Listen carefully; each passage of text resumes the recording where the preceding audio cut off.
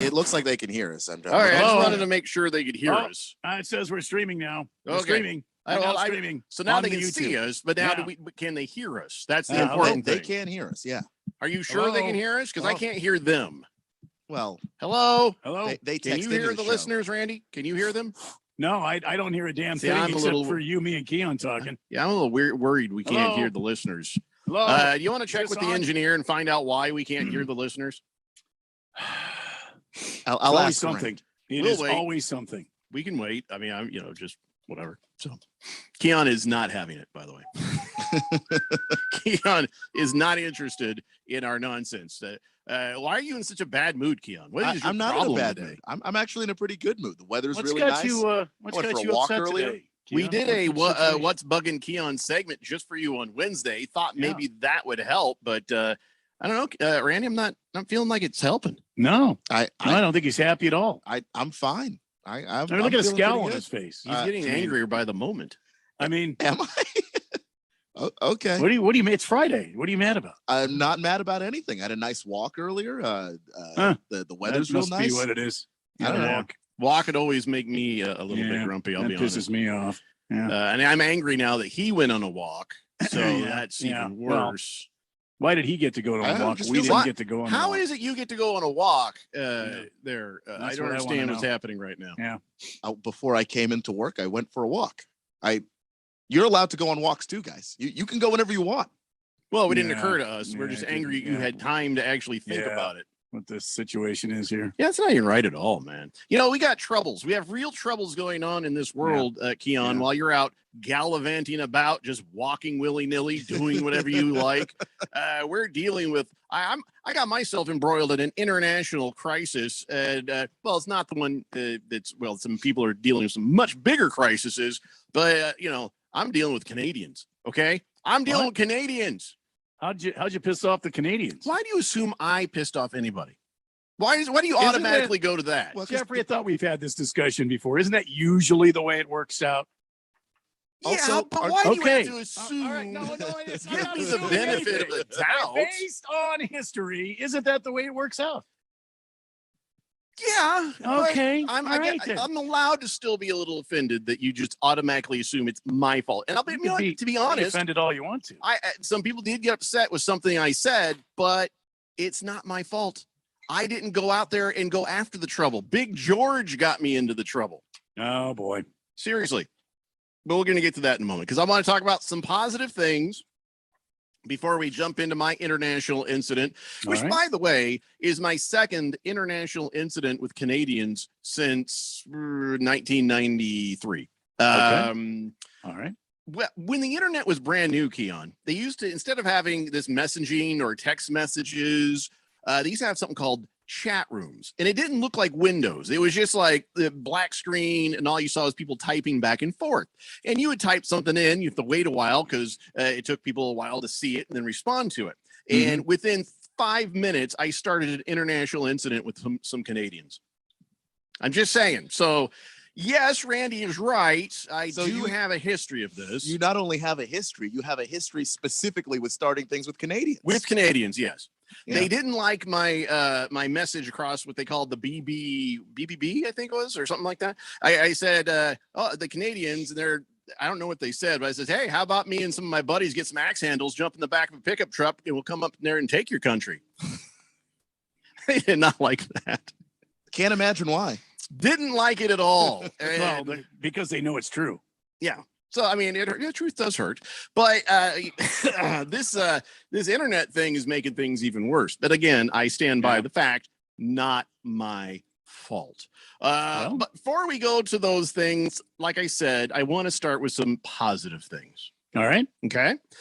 First off, I've been telling you guys that Arizona Sports Angels has been making the rounds, and my wife and somebody who works with the charity, Patricia, they have been making deliveries. Now, remember, Athlons, the shoe company, they donated over 1,000 pairs of baseball/softball cleats to Arizona Sports Angels. On top of that, we've also been delivering, some basketballs, some footballs, some playground balls and stuff like that.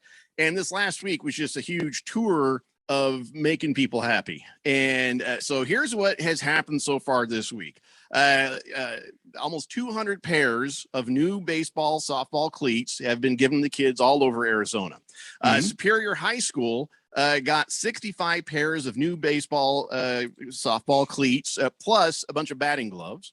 Ajo Unified School District number 15, they received over 50 pairs of new cleats. And also they got 10 playground balls, 10 basketballs, 10 soccer balls, 10 basketball nets. I guess that inside their gym, they didn't even have nets on the hoops.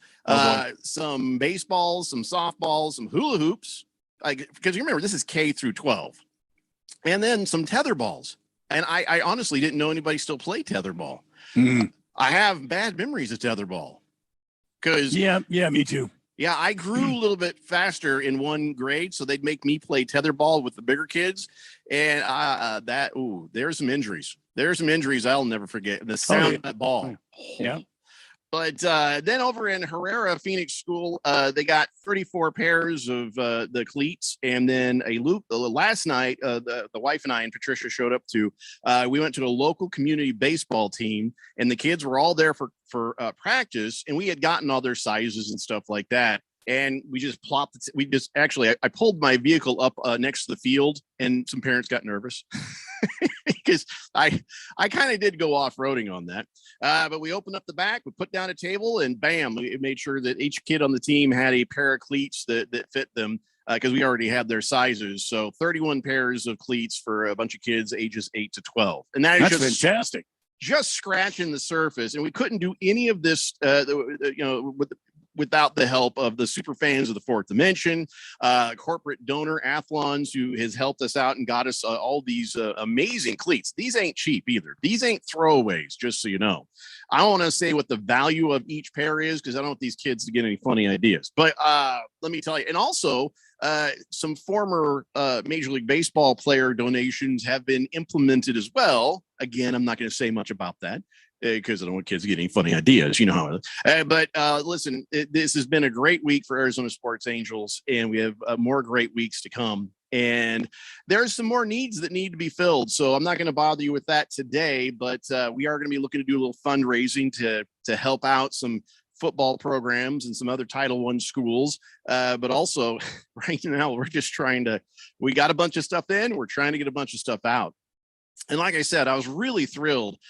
We were able to supply an entire golf team with all the clubs and bags and stuff they needed because specifically of the super fans of the Fourth Dimension, because every couple of days or weeks, somebody would come in with a set of golf clubs that would end up, going into the golf department of our storage. And then now we realize we've got enough for this entire team. So it was really great to see the looks in the faces of the kids. And even yesterday, they were like, wow, can we go play with this now? And of course you can. So it was very, very cool thing. And again, thank you to everybody who has helped out Arizona Sports Angels that's listening and everybody else. And then remember those two kids that around Christmas time, they just ransacked Dick's Sporting Goods. They had raised some money to do this, and they brought the stuff over to the station. Remember those guys? We used, I think we've used every single item that they've contributed as well. Wow, so, that's fantastic. So yeah, this is, it's a lot of fun. And like we said, COVID just like 2 years ago, just put almost a complete dead stop to the efforts, but the efforts are rolling again, and looking forward to seeing what comes next. So, all right, on to sports, more happy, good things. Phoenix Suns doing what we thought they do. We talked about that yesterday. Yep. But we were sitting here supposing who's going to be the point guard and who's going to end up doing these things. And well, somebody had texted it in, and they were absolutely right. Devin Booker became the point guard. They said that Aaron Holiday. I thought maybe he would have come out and been the point guard, but I don't think Monty Williams thinks he's quite ready for that. Now, what he said was, I don't want to put too much on him right now. Just let him come off the bench and be him. And that's a nice way of saying he's not ready for this. But Devin Booker looks like he was. Did you have any problem with the way Devin Booker handled ball and worked the ball up and down the court as point guard for the Suns? No, I thought that he actually did a really good job of looking for the other guys first. I mean, there's a really good chance that you've got the ball in your hands. So why not just take that opportunity, take as many shots as you want to. I thought he looked for other guys first and tried to be a playmaker. And I think that whenever Campaign, Chris Paul come back, that's still going to benefit him, having that mindset of being a playmaker and setting up other players. I remember when Russell Westbrook got injured in Oklahoma City and Kevin Durant took over, he did play a lot of those point guard duties. And even when he moved back to his normal position, he still had that mindset. So I think this is actually good for Devin Booker in the long run. Well, Monty Williams did call this a growing moment, and maybe he's talking about exactly what you're talking about, because the other part of that is, what if is there a value to him just becoming a point guard? Do you think that he could be the same kind of player, or is this just, okay, no, that's not who he is. This is just who he is right now. I think there is value to him just being a point guard, and you're not going to have Chris Paul forever. So maybe, starting to have Devin Booker play that kind of a role, we start the offense with the guy who's our best scorer and let him figure out whether or not to move the offense in a different direction. That could wind up working, even beyond, the next couple of seasons because of how useful that skill set of passing the basketball is. So don't get used to the streaks right now, because as positive this was, it was just the Oklahoma City Thunder. That's something else to temper your expectations going forward. But the Suns have won their 8th straight game, and that's a very happy, positive thing. They completely did blow out the Oklahoma City Thunder, as has been defined by the Daily Blender blowout standards. Although I did put a poll up to see what people thought, and I thought people would express their disagreement in the comments, but 6% don't agree with our blowout standards, but only a couple people commented. So I'm just like, well, that's not helping. Yeah. And you put them all up, so it's hard to tell who disagrees with exactly what. Yeah. And of course, people don't realize that line about soccer was just a joke. Soccer being a blowout, 1 point is a blowout. It is a joke, but there is a bit of truth to it, isn't there? A little bit of truth to that is like, well, you see all these games that go 0-0 and then everybody goes home. Well, 1-0 would feel like a blowout, wouldn't it? And sometimes 1-0 does feel like a blowout in soccer. If one team has the ball the entire time, even if they just score once, it feels like they completely dominated the game. It happens in hockey too. Another blowout that happened last night that should make us happy is Arizona State University men's basketball beat the Colorado Buffaloes. By our standards, was that a blowout? No, that wasn't. I gotta say, I think maybe a blowout is 15 points in the NBA. We have it at 20, but I kind of wonder if it should be 15. 10, you can turn around pretty quick, but at the end of the game, if you're up by 15, it kind of feels like a blowout. You ought to win that game. Yeah, I think we're going to revisit our blowout standards, since clearly 86% of people who saw the poll say we got it wrong. So fair enough. ASU is going to be playing against Utah on Saturday. But yeah, it was a nice solid win, a win that you're supposed to get. And but outside of that, yeah, there's only a few more games left till the Sun Devils probably shut it down for that. They're not going to the NIT. They're not going to anything, right? No. I cannot imagine somebody having the Sun Devils to go to the NIT. No. Well, whatever the case, a win is a win. Go ASU. So let's get to the text line, 888-368-1580. Blissful Hayes says, big time static now. Oh, brother. There might be a problem with our AM signal, or are we having some pineapple issues over here? I don't think it's a pineapple thing. I haven't heard anything like that. Might be you, Blissful Hayes. We don't know. Mr. Wilbur says, Randy, I did a lot of drinking Buffalo Trace whiskey last week on a cruise ship. Okay. Is that considered kind of a mid-level type whiskey? If so, pour me up a double, please. All right. Buffalo Trace? That's basic. I don't know if it's mid-level. Is it basic? I'd say it's basic. If it's in my cabinet, I feel like it might be basic. Yeah, why not? It's not up there with a Blanton's or Angel's Envy, something like that. It's a respectable whiskey. Oh, yeah. Billy from Phoenix says, we hear you loud and clear. Everything's good. Mars Bars 805 says, happy Faded Friday, guys. I can see and hear you on the YouTube. 805, please. And Mr. Randy White. And he says, go Duke. Heavy Metal Maniac says, my goodness, Jeffrey, way to go, pissing off all the curling team of the world. I think they're out for blood. You don't know how dangerous they are. Yeah, well, we're going to get to that in a moment. Fed Fan says, and you guys wonder why Friday shows are so weird. No, we don't wonder. Nobody's wondered. We're pretty sure we know what it is. Yeah, we've embraced it. Why fight the current? Okay. Thunder Snow says, I think it might be time for What's Bugging Keon 2, Electric Boogaloo. Okay, well, what was that? What was the movie that's based on? What he just said there? Something. Electric Boogaloo? Yeah, what is that? What's that based on? I'd have to look that up. I don't know. Because I don't remember the first one of whatever that was. Keon 2. Breakin' 2. Breakin' 2. Was there a Breakin' 1? That's what we have to know. I need to know this. Yeah, it does feel like a weird Friday show. Apple says, I'm a native. Pour me a whiskey. Okay. There was a Breakin' 1, by the way. What does your being a native have to do with anything, Apples? That is an interesting declaration right there. Big George says, hello, gentlemen. And yes, you're coming in loud and clear on top of the app out here in Carlsbad, California. Sorry, I haven't been able to listen all week. I got no sleep since my wife gave birth to our first child Sunday. I'm over the moon to be a father, but oh my gosh, am I dead tired. Also, he says, long live curling. Yeah. Yeah, thanks a lot, by the way, George. Now I'm going to tell you guys, yes, I get that you're a Native American, Apples, but how's that relevant to the whiskey? Or are you just trying to say you shouldn't and you feel naughty? I don't know what you're trying to tell me right now. All right, listen. So what we need to do right now probably is have a break. And when we come back, yes, I will explain to you how Big George was able to get me into trouble with USA Curling, the organization that governs all of curling in the United States here. And and by doing so, I've also pissed off the Canadians. Well, I'll explain it to you when we come back. Okay. All right. It's the Daily Blender here on 1580, The Fanatic. This is Brent Musburger's action update on 1580 and 99.3, The Fanatic. Heads up, sports bettors. Right now, you can try VSiN All Access free for 30 days with no credit card required. Visit vsin.com/free month to sign up now.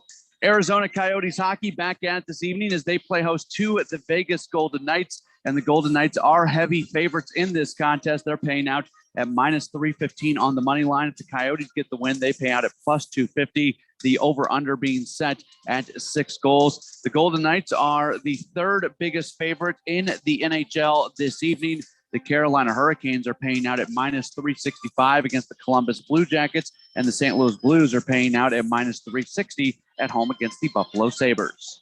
For the latest odds all the time, visit vsin.com. I'm Matt Pauley on Arizona's sports betting station, 1580 The Fanatic.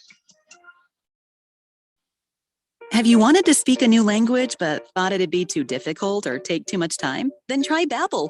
Whether you want to learn Spanish for future travel plans, French to connect with extended family, or maybe German to land a new job, Babbel works because it's built around real life. It teaches you everyday practical conversations that you'll actually use. All you need is 15 minutes a day, and you'll be on your way to confidently speaking a new language in just a few weeks. Babbel is designed by real language experts using a modern conversation-based technique that makes learning fun, engaging, and best of all, memorable. It starts by teaching you words and phrases. Then sentences gradually get more complex. Soon you're practicing short conversations about real-life topics. And with 14 languages to choose from and lesson topics like travel, business, relationships, and more, you'll be sure to learn what matters most to you. Babbel, language for life. Learn a new language with ease. Go to Babbel.com to try for free. That's BABBEL.com. Babbel.com. I represent low-cost airlines, and we know a lot of you are not traveling right now, and we understand. However, if you do need to travel between now and the end of the year, now is a great time to lock in some of the lowest prices we've seen in a lifetime. Hey, in normal times, we can save you up to 75%, but now airlines are practically giving away seats. We have inside deals on over 500 airlines. Here are a few sample round-trip deals we found. Seattle to Vegas, $35. Chicago to Atlanta, $85. Los Angeles to Atlanta, $100. Of course, there are some limitations, but the airlines want your business right now. And cancellation and change fees are flexible. So fly somewhere this year, book now, save a ton, call right now. 802-341-4535. 802-341-4535. 802-341-4535. That's 802-341-4535. Serving part-time in the Army National Guard has led to a lot of firsts for me. It paid for me to be the first person in my family to go to school.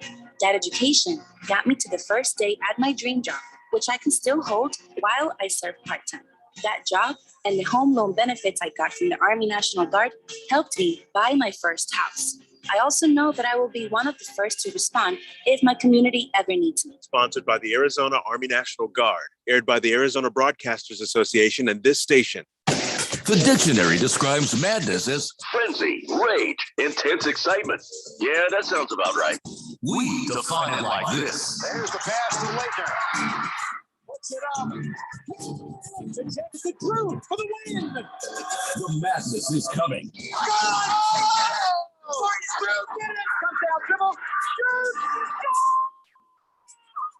1580 and 99.3 The Fanatic. The home for March Madness.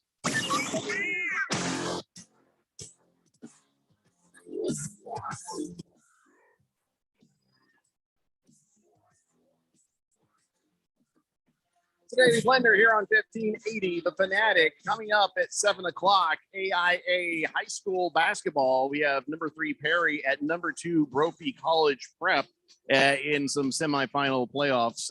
And then, of course, coming up at 3:38, it'll be time for Keon Rose's college basketball dance party. We'll have that in a moment, but right now I need to explain what just went crazy on me. My day has been very weird. It's a very weird day when all of a sudden you start fighting with people who love curling. I didn't ask for this fight. This fight came to me. So here's what happened yesterday. We talked about on the show what constitutes a blowout in the major sports, and the major sports being NBA, NFL, Major League Baseball, and hockey.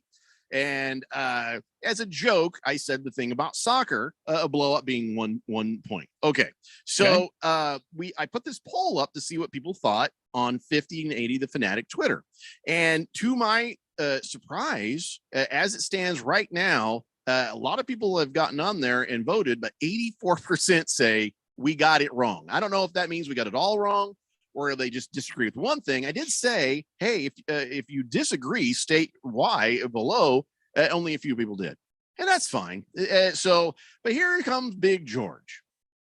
Big George gets on there and tweets, I agree with all of them except soccer. I think you need to have it be a 3-goal difference for them to be a blowout in soccer. What about curling? Would a 4-stone win be considered a blowout for it?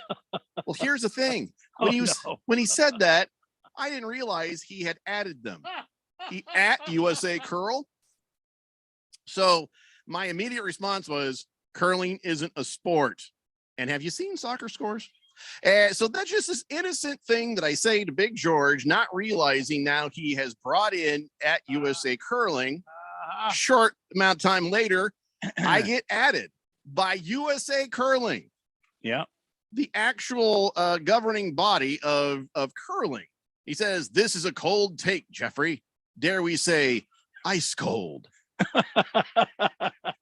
That's some clever wordsmithing by USA Curling. Ice cold. And then, they're being nice about it. And then they say, hey, we'd love for you to come give curling a try. Here's how you can find the club nearest you. And I'm just like, I'm not responding because if I click on that, I know it's at least a 6th or 7th state drive so no thanks. And so then, I said, listen, power to you guys with your brooms and your crock pots.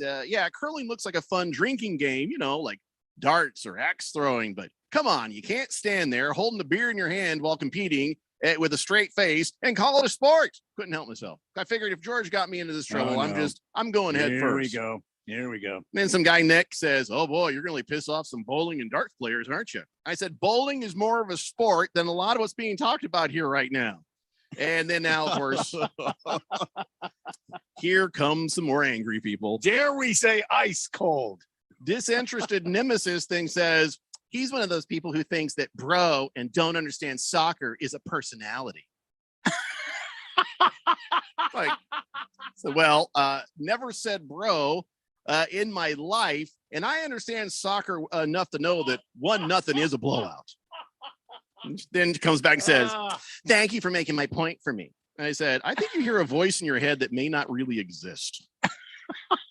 How did I make my point, make her point? So then another guy takes a shot at me. Now, I'm going to tell you, most of these people aren't even American curling fans. They're Canadians. So that tells you how bad this is if it is a sport. Most of the fans of USA curling are from north of the border. Then Jack Moss comes along and says, is radio still a thing? And then he puts hashtag Joe Biden's record player. I'm like, what? I said, yeah, there's a radio in every car, not so much a curling stone. And he says, if you say so, anachronisms, which, you know, I'm like, wow, gotta love a Trumper. He's got a thesaurus. It's nicely done. And then he goes on and is like, I'm actually from Canada. Okay, so the Trumper from Canada, I guess, whatever. And then Daryl Smith says, okay, don't let him get under your skin, people. He's just a little troll. No harm done. I said, I'm not trolling. Somehow USA Curling jumped into one of my threads. That's like saying I'm starting all this trouble from my own living room. You know, I'm like in there in the living room talking some crap, and then all of a sudden the U.S. hockey bursts in and starts whooping my ass. I didn't start this. And then he changes his speed. This guy actually turned out to be okay. He says, give the sports a try. You'll be surprised. Some former NFL players were shocked when they did start curling. I said, like I said, looks fun, but I don't think doing it's going to convince me it's a sport. The only thing that would shock me is if I actually found myself doing it sober. And then the response was, well, every sport can be played sober or drunk. Beer league hockey, first baseman with a glove in one hand, beer in the other. Try sweeping a rock up and down the ice in curling. You'll learn how quickly you're in shape or not. Now listen to that last statement. Try sweeping a rock up and down the ice. Yeah. No, thank you. So then I said, simply being in shape can mean you're athletic, but it doesn't mean everything you do is a sport. By the way, lifting big cargo boxes of kids' baseball cleats into big stacks for my wife's charity was enough for me to realize I'm not in shape. Oh, wait, is stacking big boxes a sport too? And then another guy's Coach Paul, which, by the way, does curling really need a coach? Coach Paul says, stop engaging provocateurs like this guy. They thrive on the attention. We don't need Radio Pal to validate our sport. I'm like, once again, just minding my own business in my non-curling world. So, yeah, here's the thing about it, though. 4 years ago, I pissed off the Phoenix Rising fans. Yes, you did. It was a simple joke. I didn't mean any harm by it. Probably shouldn't have tweeted it, but I didn't mean any harm by it. The joke was, would you rather see the Phoenix Rising, the Phoenix Mercury, or I think it was either the Coyotes or the Arizona Rattlers win a championship or have $5? And that right there set off a firestorm. I was getting death threats. People were just wanting to take me apart limb from limb. Although the Phoenix Rising said, hey, just like the curling people said, come join us. See what it's all about. I'm like, I ain't going unless there's air conditioning. They're like, we got you covered. And there was an air-conditioned luxury suite, which I got to watch a game from. And yeah, it was different than I thought it would be. It was a lot more action, a lot more scoring. And so I went. And now I'm done. So, that was, it was nice. It was a nice gesture on their part. And U.S. Curling with their 37,000 strong, members on the Twitter, most of which I think are probably not even American, but still they were nice about it too. And some of those people were nice, but this whole thing is quieted down and ended a lot nicer than it did with soccer hooligans. But now the soccer hooligans will kill you. The curling hooligans are just really more like snarky Yelp reviewers. You know, they just. Well, I mean, because all of their stuff is online. They can't find the next other curling person. The hooligans get together. The soccer hooligans, they get together. The curling, where's the next person you know that likes curling if you like curling? We've established soccer as a sport I just don't care for. But I can't, ever declare curling a sport. It's not a sport. It's an activity. I'm not even going to say it's an athletic event. It's just a thing. Here we go again. You know, they're all tuned in today. No, they're not. You know, they've all been tuned. They've been trying to find out where Radio Pal works. If they're Canadian, they're probably trying to figure out, oh, yeah, I don't have a license for this radio show. I don't want to break the law. Hello, curling friends. I don't know. I just feel a little uncomfortable here. One of those Canadians, I said, hey, well, at least you have Letterkenny. He's like, I don't know what that is. Well, right. Well, that explains a lot. You're the jackass that says, I don't own a TV. Okay, whatever. Fed fan says, nice knowing you, Jeffrey. Don't be surprised if you have Canadian truckers blocking your driveway. Yeah, like that worked the first time they did it. Kiss the Cook says, a weekend on a ranch and nothing to drink. Randy, could you pour me a double Pappy Van Winkle, please? Oh, absolutely. And Apple says, I'm Navajo, so don't get mad. I love the Blackhawks. And then I think he's had a few whiskeys already, so there's a lot of typed dots, gibberish. He says, I'm Navajo. I can DD y'all. What does DD mean? Designate drive? What? I mean, he can't in the state he's in right now. No, you can't designate drive anybody. Well, Apple's glad you're Navajo. That's cool. Yeah. Not really seeing how it's relevant. I don't see how that gets you to your drink, but that's it's awesome. Do you ever do curling? No, you don't. No. Navajo are too cool for that kind of thing. Right? King Kenton says, listen, if ASU continues to play well over the last 3 games, and if they win a couple of games in the conference tournament, then I believe they could be invited to a postseason tournament, including the NIT. Well, don't say including the NIT. That would be the only thing, right? Well, there's another one. Yeah, there's another one. I don't remember what it's called. Bob's tournament. It might as well be Bob's tournament, but yeah, there's another postseason tournament. It might as well not exist, so far as I'm concerned. The NIT is the one where at least I go, okay, you made it, but then I don't watch the NIT either. So, no lacrosse guy. You can't change your name to curling guy. No, we're not adding it on. You're not a curling guy. Are you really? I have a friend who's can I tell you guys? I didn't want to say this on Twitter. But, so you'll say it on the radio instead. Yeah. Well, nobody's recording this, right? I have a friend who has been terminally ill since I met her, and her name is Lucille. She's the best, sweetest person. Her husband is awesome. They're great people. She's terminally ill. She's frail. She's this teeny little wisp of a thing, and she is hanging on there and fighting for over a decade. Every year we think we're about to lose her, but then every year she pulls through it, and she's just hanging on to every moment of life she has. Her and her husband, for fun, do curling.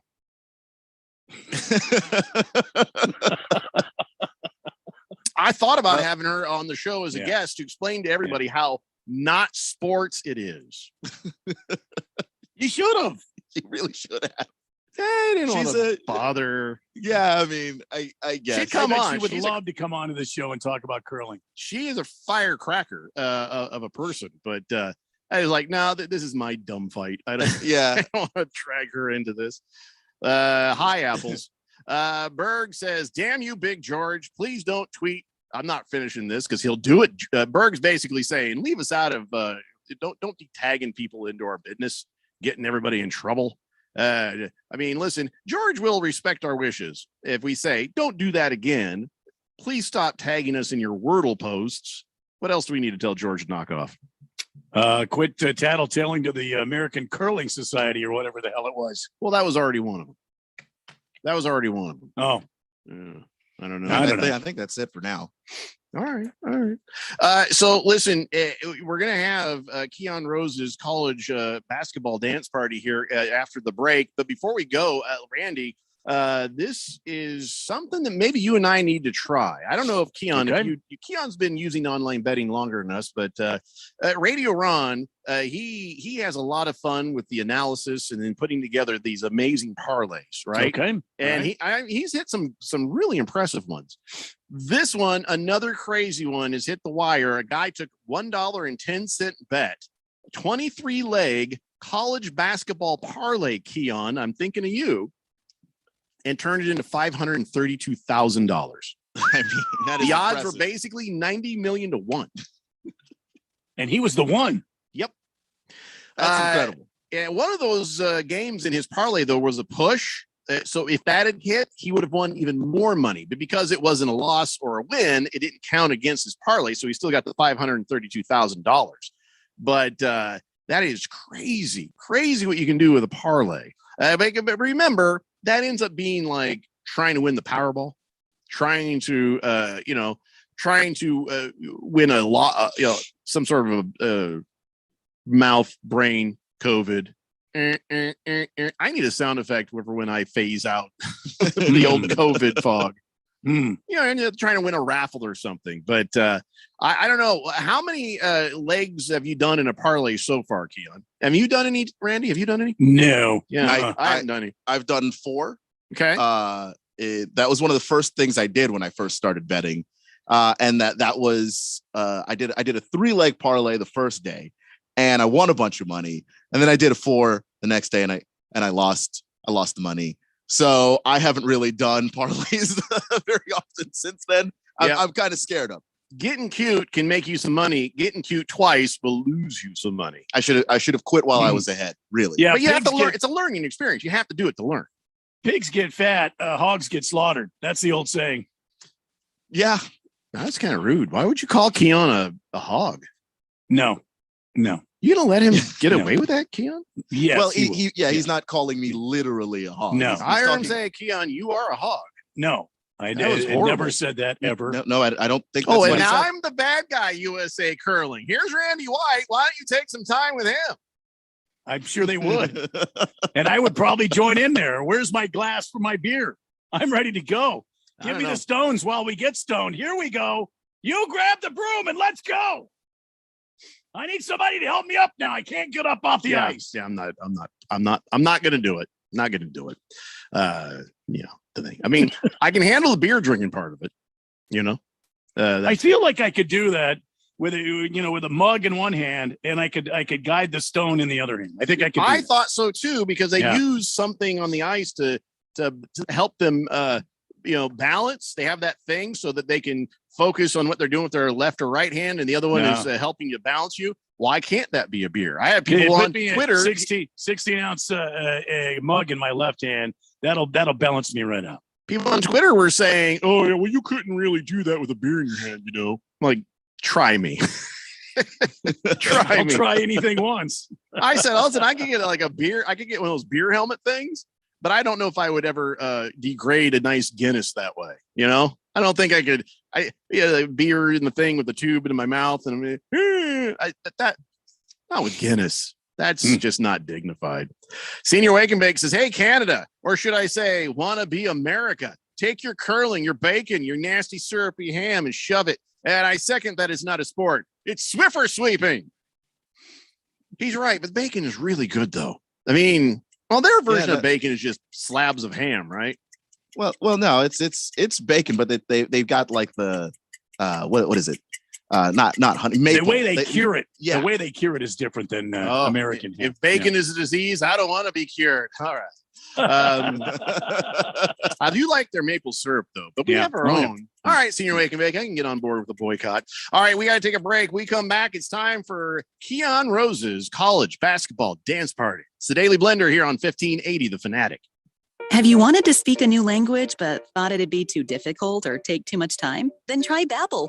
Whether you want to learn Spanish for future travel plans, French to connect with extended family, or maybe German to land a new job, Babbel works because it's built around real life. It teaches you everyday practical conversations that you'll actually use. All you need is 15 minutes a day, and you'll be on your way to confidently speaking a new language in just a few weeks. Babbel is designed by real language experts using a modern conversation-based technique that makes learning fun, engaging, and best of all, memorable. It starts by teaching you words and phrases. Then sentences gradually get more complex. Soon you're practicing short conversations about real life topics. And with 14 languages to choose from and lesson topics like travel, business, relationships, and more, you'll be sure to learn what matters most to you. Babbel, language for life. Learn a new language with ease. Go to babbel.com to try for free. That's BABBEL.com. Babbel.com.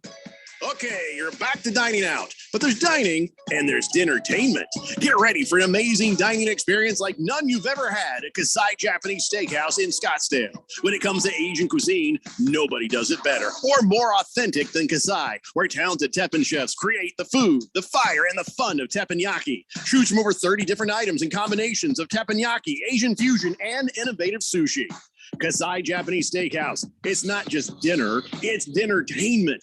A memorable dining experience where delicious 7-course meals prepared right at your table with flair. It's a perfect choice for celebrations, date nights, or a night on the town. Happy hour is always on fire and offered daily with specials on teppanyaki, sushi, cocktails, and more. Book your night of fun right now. Visit KasaiScottsdale.com. That's KASAI Scottsdale.com or call 480-607-1114.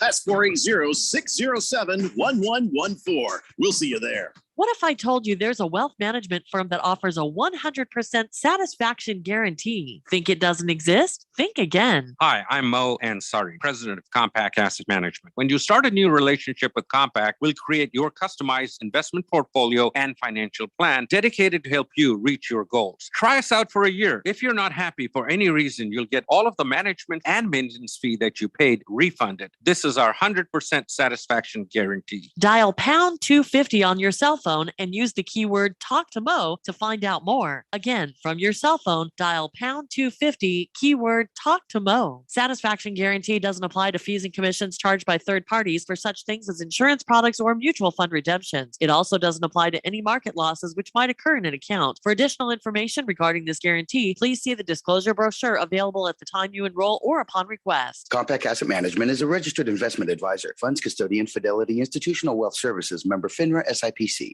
1580 The Fanatic. And at 1580thefanatic.com. Your home for sports.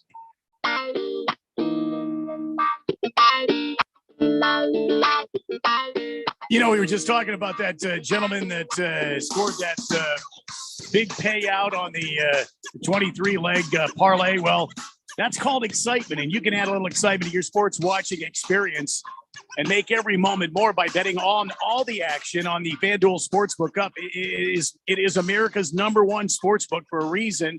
Their app is, it's easy to use. They've got great odds in all different kind of betting markets, unique fun type bets like same-game parlays and exclusive always-on promotions, such as enhanced odds boosts on the biggest events to let you get more action out of every day.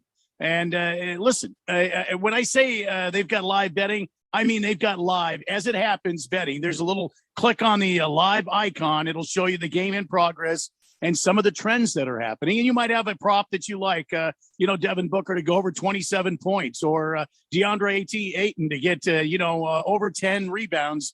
You can see it as it's happening. And if it's trending that way, bam, you just place a bet there. And another thing that you can do is you can make parlays before everything happens. You can, you can bet parlays on the Suns game. You can bet parlays on the Coyotes game. You can bet on college basketball. U of A is really hot right now. Maybe you add U of A and Auburn and some other, team that you really like in college basketball to win their games. You can take a small investment, turn that into a big payout. Right now, FanDuel is letting you place your first bets up to $1,000 risk-free. Yeah, you heard me right. Just place a bet on any game and FanDuel will refund you up to $1,000 if you don't win. If you've never tried FanDuel Sportsbook, what are you waiting for? Download the Sportsbook app right now and get started, and be sure to sign up with promo code Randy1580 so they know I sent you. That's the FanDuel Sportsbook app, promo code Randy1580. Remember, you've got to be 21 or older and present in Arizona. First online real money wager only. Refund issued as a non-withdrawable site credit that expires in 7 days. Restrictions apply. See terms at sportsbook.fanduel.com. Gambling problem? 1-800-NEXT-STEP or text NEXT STEP to 53342. All right. Well, ladies and gentlemen, it's that time of the week you've all been waiting for. It's time now to find out what's happening in the world of the NCAA basketball. It's time for Keon Rose's college basketball dance party. I don't think I can dance while I'm doing this. I know Jeffrey, you really want me to. I always dance to start. I can't multitask. I'm not capable of it. No. And I turned 60. I might have heard something. All right. So we start the dance party off with number 25, Iowa, paying a visit to Nebraska tonight. Who you got in this matchup there, Keon? I've got Iowa. Nebraska is, simply put, just not very good. And not only that, but Iowa's got this Keegan Murray fellow averaging 23.5 points a game, which in college hoops, absolutely insane. Most guys, when they're having a great season, are averaging 18, 19, 20 points a game. He's at 23.5 points a game. Scoring is easy for this guy. And again, Nebraska's 7-20. They're not very good. I'm going to take Iowa tonight to get the win. All right. And tomorrow morning, tomorrow early afternoon, it looks like number 4 Purdue is on the road headed to Michigan State at the Jack Breslin Student Event Center. What do you got in this matchup? Does Michigan State have a chance against Purdue? Now remember who signs your paycheck. I know who signs my paychecks. I'm going to be bold here and just. He's in the building. No, they don't. Okay. I like the way you lowered your voice. I'm trying to whisper here because I don't want him to hear. But Purdue is so good, and Michigan State hasn't been very good lately. Yeah. What's wrong with Tom Izzo's team? 18-9. I just don't think he's gotten the talent that he's gotten in previous years. And they started off the season pretty well, but once they got into conference play, that was where the struggles really started. And it's not necessarily anything wrong with the team so much as also the play of the Big Ten is really elevated this year. That whole conference is otherworldly good for once. And I just think that you can't really win this conference on moxie here. You got to have the talent, and he is missing it this year. I like the kid's moxie. I like what he's got. I like the cut of his jib. All right. Number 20, Texas, your guys. They're from Austin. They're traveling to West Virginia to take on the Mountaineers. Who do you have in this matchup? I'm going to go Texas this week. I picked against them last week. I'm going to pick them this week. And the reason why is they've already beaten West Virginia once this year. I don't see why they can't go on the road and just bring that along. Chris Beard has had a quick turnaround with this Texas program.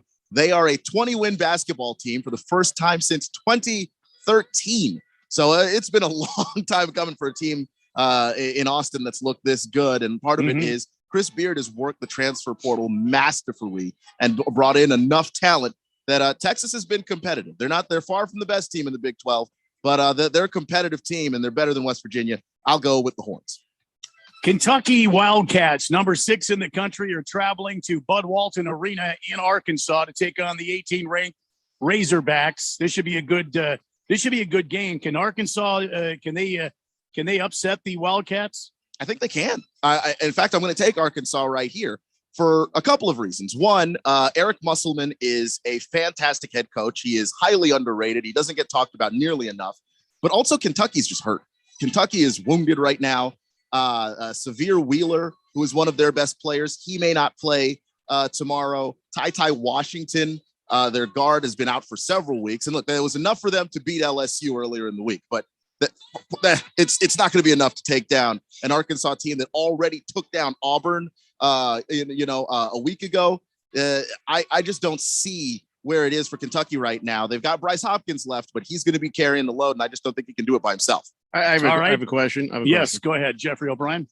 I've been dancing to this damn song for like months. And do we have any other music? Because I'm getting tired of dancing that same song. I'm back here dancing the whole time. And I'm just like realizing I'm not loving the song as much as I used to.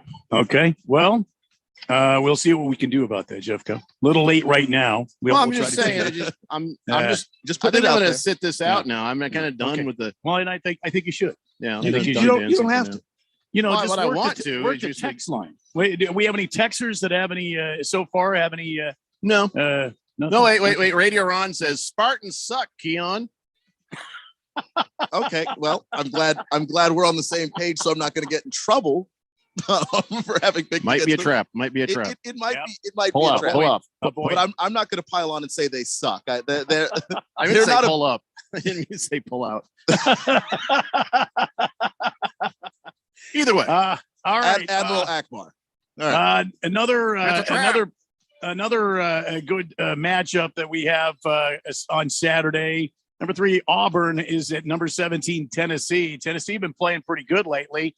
Is this another upset we're looking at, or is Auburn going to turn the lights out on the Volunteers? Well, the fact of the matter is Tennessee's at home, so that's one advantage that Tennessee has. The other advantage that Tennessee has is that Kennedy Chandler, their guard, is starting to shoot the ball at a much higher level than he was at the beginning of the season. Love this guy's range when he shoots the ball from deep.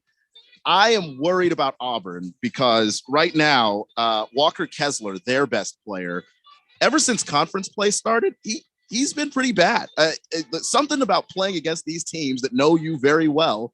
He hasn't played very well. He's looked better lately. He had a coming off a double-double right now, but he's averaging 7 points a game in conference play. Deeply concerned about that. I'm going to go with Tennessee to get the upset here and a little bit of revenge. Wow. A little bit of payback for what Auburn did to them, because of course they have a history. Bruce Pearl used to be the head coach of the Tennessee Volunteers, and now he's getting things done at Auburn. Maybe Tennessee gets a chance here to pay him back with his Auburn Tigers, who are rolling right now. We have a text. We have a text. Senior Wakenbake says, I'll call it now. Final 4. Gonzaga, Villanova, Illinois, Arizona. Okay. I mean, yeah, that's a good Final 4. We have to see where they end up getting ranked. There's 3 teams there I can root for. But in terms of likeliness to happen, I see that. I'm willing to bet that someone's going to upset the apple cart somewhere. It could be a Providence. That's a school that's been really damn good. So we'll have to see. But Providence, Rhode Island, or Providence, Nebraska? No, Providence, Rhode Island. Okay, I was just checking. Yeah, Friars. All right. Returning to the dance party lineup here. How bad do you feel for Rutgers? Their last several games here has been kind of crazy. Michigan State 61-45, Nebraska 50-38, Ohio State 61-57. They actually beat Penn State and they beat Minnesota, but then they got one in the teeth from Purdue. Iowa 87-78. Now they're going to be taking on another staunch basketball program. Number 13, Wisconsin at Rutgers. What say you, Keon Rose? I feel bad for Rutgers. I do. The Scarlet Knights, I feel bad for all of those kids because I don't think that that's a bad basketball team. I think they're an average basketball team playing in a damn good Big Ten conference. And they're just getting pushed around and beaten up on a weekly basis. And they're getting Wisconsin now. Johnny Davis, who might be on fire, literally on fire. I mean, I don't know if I've seen that guy miss in a very long time. Is my point. And Johnny Davis. I thought you really said he had been on fire. Yeah, Johnny Davis can score at will. I mean, he might as well be literally on fire. You can't touch him. You say can't something guard him like that if he's not really on fire. You can't stop him. You can't stop him. I almost Googled it. I'm gonna take Wisconsin to beat the hell out of Rutgers. I don't even know what's the spread on this game because 98 points, I think. I'm not sure. They might cover it. It's boy. All right. The next one up, another good game to be watching. The Jayhawks of Kansas, ranked number 5 in the country. They're headed to Farrell Center and take on Baylor at home. Baylor number 10 smells awfully suspicious of another upset to me. Keon, what do you say? It feels like it. Baylor's obviously played really well. They're one of the best teams in the country, and of course, one of the best teams in the Big 12. But Kansas has been playing high-powered offensive basketball for the last two and a half weeks. They might be the best offensive unit this side of Gonzaga and Arizona. That's how good they've been. They're 14th in Division I basketball right now in their offensive firepower, and I just don't think that Baylor can hang with them because they're both good defensive teams. Baylor's an excellent defensive team, but you have to score a lot if you're going to beat Kansas, and I don't think that Baylor can do that.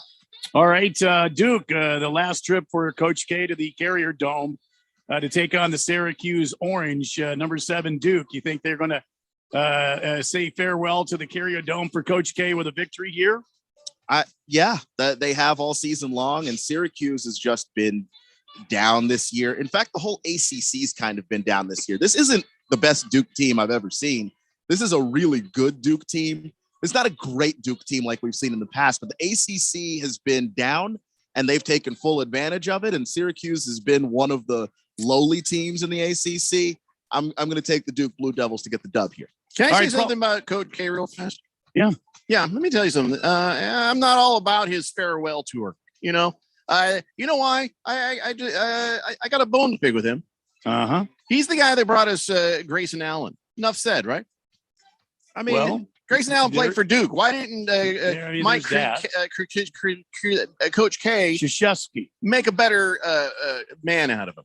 I don't think he can. A piece of dung that guy is. Sort of the whole Antonio Brown thing, where Antonio Brown was just kind of wild in college. Grayson Allen was that way. He got suspended. They benched him. They disciplined him. Grayson Allen is who he is. They should have cut him. He should have never found his way to the NBA. He's a human piece of garbage out there on the basketball court. But I don't fully blame Coach K for that. Look, he's got to win basketball games, and Grayson Allen can play. I will never forgive him. Sorry, I interrupted. I guess you had. No, it's okay. Was that it? Was that it? No, that was about it. Yeah, we need some more disco music. Just no Maroon 5, please. Are they disco? Yeah, to me, they are. If you go listen to it and think about disco, you'll hear what I'm hearing. Randy will back me up on that. Yep. All right, guys, that's it for this hour. We got 2 more hours of this to go. I have no idea what we're doing. Do you? It's the Daily Blender here on 1580 The Fanatic. Do you want the best for your car? Then fill up with premium at Circle K. Circle K Premium is our best fuel with double the cleaning detergent, protecting your engine from corrosion and damage so it can work at its best. And that, my friend, increases your mileage for more cha-ching in your pocket. Plus, when you fill up with premium at Circle K, you can save up to 20 cents per gallon.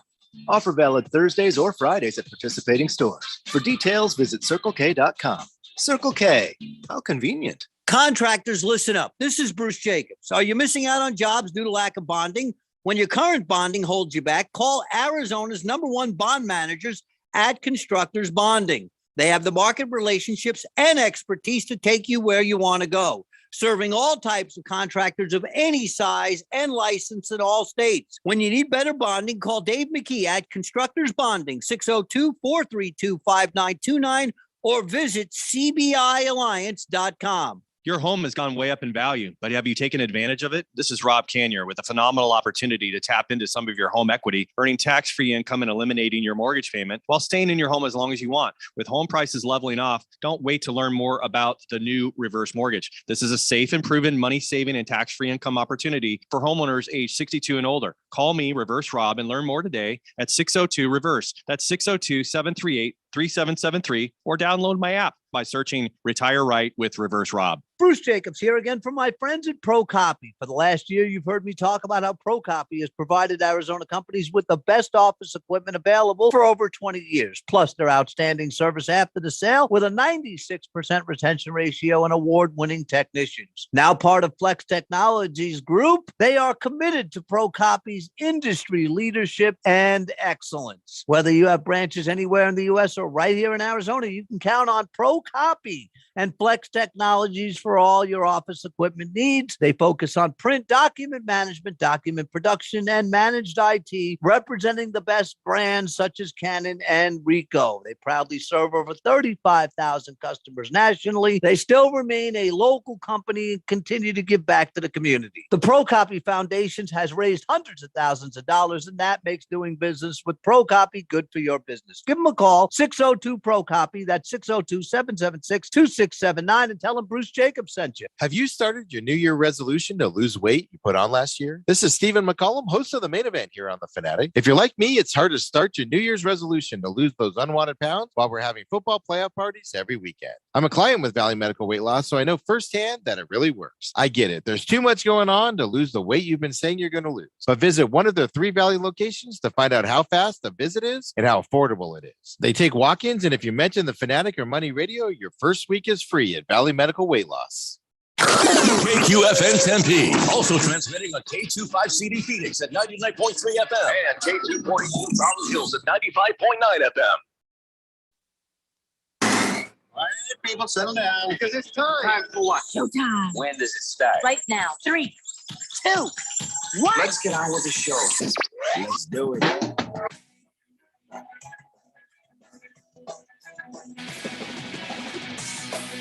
All right, buddy, it's 4 o'clock here on the Daily Blender, and my good friend, your radio pal, Jeffrey O'Brien, alongside Randy White. We got Keon Rose in the control room, and you guys are on the Fanatic text line, 888-368-1580, as we broadcast live in the Harmon Solar Studios in Scottsdale. Lost Toby is on the text line, says, just finished my exit interview, officially done with my current job, start my new one on Monday, time to drink this weekend away. All right, then. Be careful. Yeah, I'm going to give you the same advice I gave, was it King of Kittens or Kiss the Cook? One of those two guys had said that they also were starting a new job on Monday and that they were going to drink not just the weekend, but the entire week. And I'm going to say, listen, at least take it easy on Sunday. So you show up Monday, bright-eyed and bushy-tailed, ready to go, ready to learn, ready to grab this new opportunity and whoop its ass. You can't do that if you go in there all bleary-eyed and hungover and all mussed up. So, but yes, Lost Toby, congratulations. Just wind down a little bit on Sunday evening, start drinking some water, and then transition into, at least by like 11 p.m. Right. Okay. Just take it easy. So, 11:30 p.m. Don't be a wuss. Lost Toby, I guess, went over and he saw the thread of U.S. curling and all the curlerites. I don't know what to call these people. Curling fans giving me guff on the Twitters. But see, the U.S. curling gave a link saying, here, find some curling near you. And I didn't click on it because, one, could be a Russian hack attack. And then two, I think it's plausible. And two, I couldn't expect that there'd be any near us for like 7 states in any direction. All right. Turns out I'm wrong. There are some alcoholics. I mean, there are some curling aficionados in Tempe, according to Lost Toby. He says, I clicked it. And he says, the Blender needs to sponsor a Fourth Dimension team. No, I'm not paying for that. I'm not sponsoring anything. Do you think a Fourth Dimension team would show up, or would you just skip all of the curling and go straight to the bar? That's the thing. When somebody says, hey, you want to play beer pong? I'm like, how about we just play beer? Just give me the drink. So what makes you think I want to do this? But I think what he's saying is we get some members of the Fourth Dimension out there to try to do us proud. But if you're listening to this show, I'm pretty sure you're going to do exactly what Keon said, and that is skip step A, go right to step drink. So, but thanks for checking that out for me, and enjoy the Russian hack. Hefty Lefty says, or hear me out. Talking to the guys with new jobs, show up a tad hungover on Monday, so that way you don't set too high of expectations in the first day. See? Easier to ask for a raise down the road when they see you progress. Or hear me out, you may not survive the first day if you show up like that. You may not survive the 90-day probationary period. Lost Toby says, or hear me out. Just sniff a little energy powder and you'll be fine. Okay, God, I so hope you work with kids. He says, no, I work from home. I'll be fine. I'm mostly going to sip tequila and watch sports pantless anyway. God bless you, Lost Toby. That's the dream job right there. Yeah. Yeah. If that had started out with, I work as a school bus driver, then we'd have a problem. Kiss the Cook says, must be cat because I'm experiencing a freaking dry weekend. What the hell is he talking about? Must be cat? Hang on. Let's just let it roll here. I'll pull him up here. I don't know what he's saying.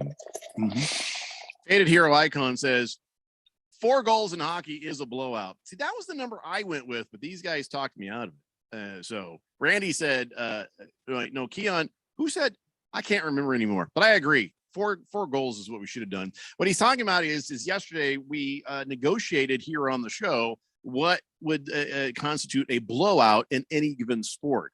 And I think we're going to have to readdress this in the weeks to come. I don't feel like messing with that today because that's a mess. But I think what we should do, guys, we say one day a week, we do one of the sports. You know, like on Monday, we'll do NFL. On Tuesday, we'll do NBA. We will let the play. No, we'll talk about come in and play NFL football one day. You can come dressed, ready to go. I don't care what you do, but I don't know. How can we play? There's only 3 of us.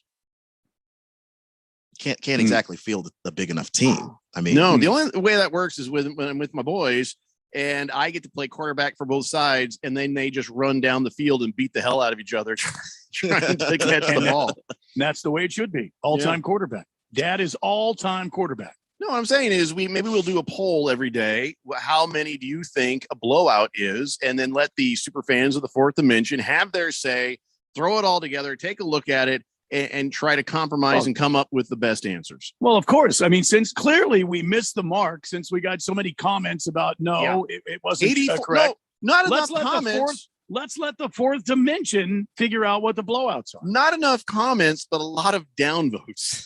It's 84% say we got that wrong. And because we did them all together, it's hard to say exactly what we got wrong. We might have gotten the NFL right. They didn't. Yeah, they chose not to. So we're gonna have to separate it out. Like Jeffrey all right, said. I love it. I love the idea. We'll do that next week. The easy day we'll do Friday because soccer, it'll be easy. Everybody's going to agree with me on one is a blowout. Everybody's going to agree on that. King Kitten says, congratulations, Lost Toby. Yes, Jeffrey, I am Monday's new effing guy at a new job, and I'm taking your advice about not drinking too much this weekend. Listen, understand something. I love a good time, but also remember who I am. Who are my people? I'm Irish, buddy. I've seen how this goes badly. So asking you to lay off on a weekend before a new job, that ain't easy for me. But trust me, you'll thank me later.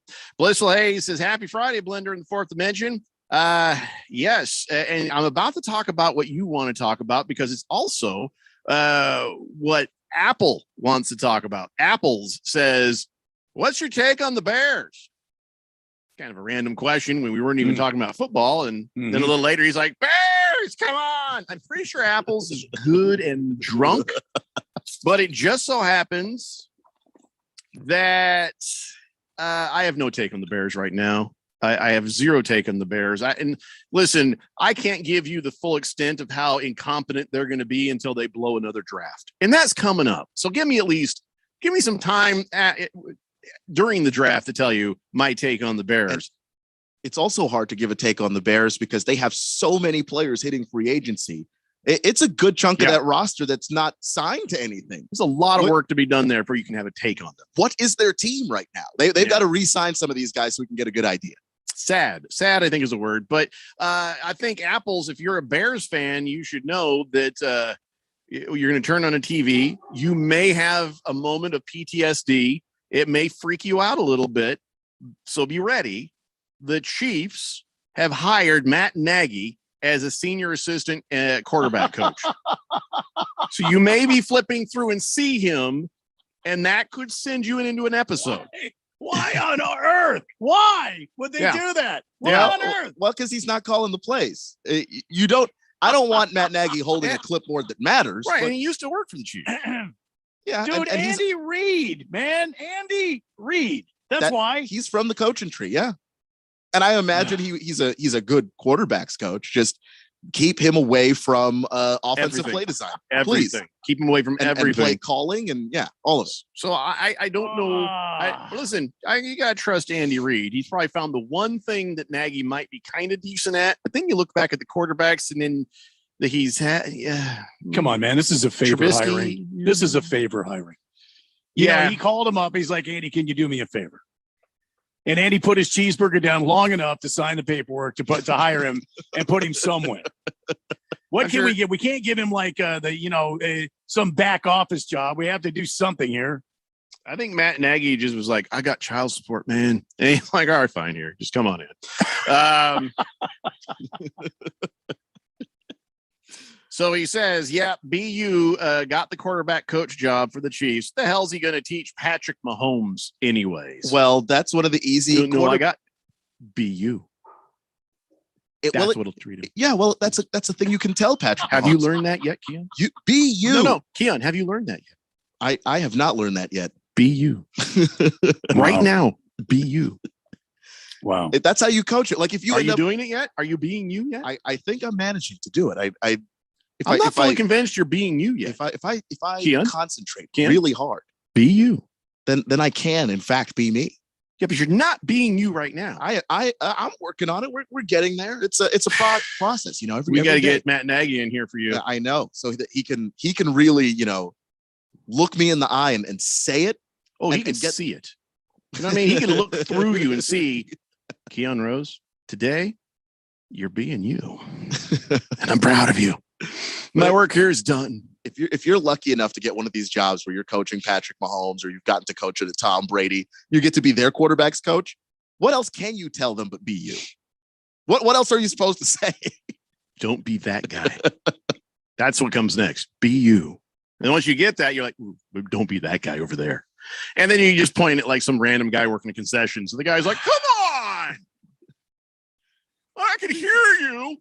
You don't have to point me out. Guy in concessions works hard too. It's very insensitive of Matt Nagy to say something like that, honestly. Your shirt's inside out again. What? Maybe I like it this way. Don't be him. So, yeah, Matt Nagy has a job. Now think about everybody else who doesn't. Matt Man says maybe Nagy can teach Mahomes how to throw the ball away with 5 seconds left and no timeouts in the first half. Maybe, maybe. Yeah, listen. I'm pretty sure Patrick Mahomes knows he needs to, but there is that thing, and we've talked about this for years, where he does hold on to that ball a little longer because he has been able to do magic. He has been able to do crazy things and make things happen. And so there's always that moment like, oh, I can do it. And then you can't. So I don't know if you can coach that out of him. I think that he's starting. We saw a progression over the season, didn't we? He was a mess, and then he started figuring it out. He started getting rid of that ball. I mean, I know the play you're talking about, Matt, man, but he did improve over the course of the season. You know, we were counting him out pretty much at the beginning of the season, but he started to kind of get back to being the Patrick Mahomes that we remember. So I don't know. It'll be interesting to ask him, Patrick Mahomes, is this more about coaching, or is this more about you finally settling down and realizing what you needed to do yourself?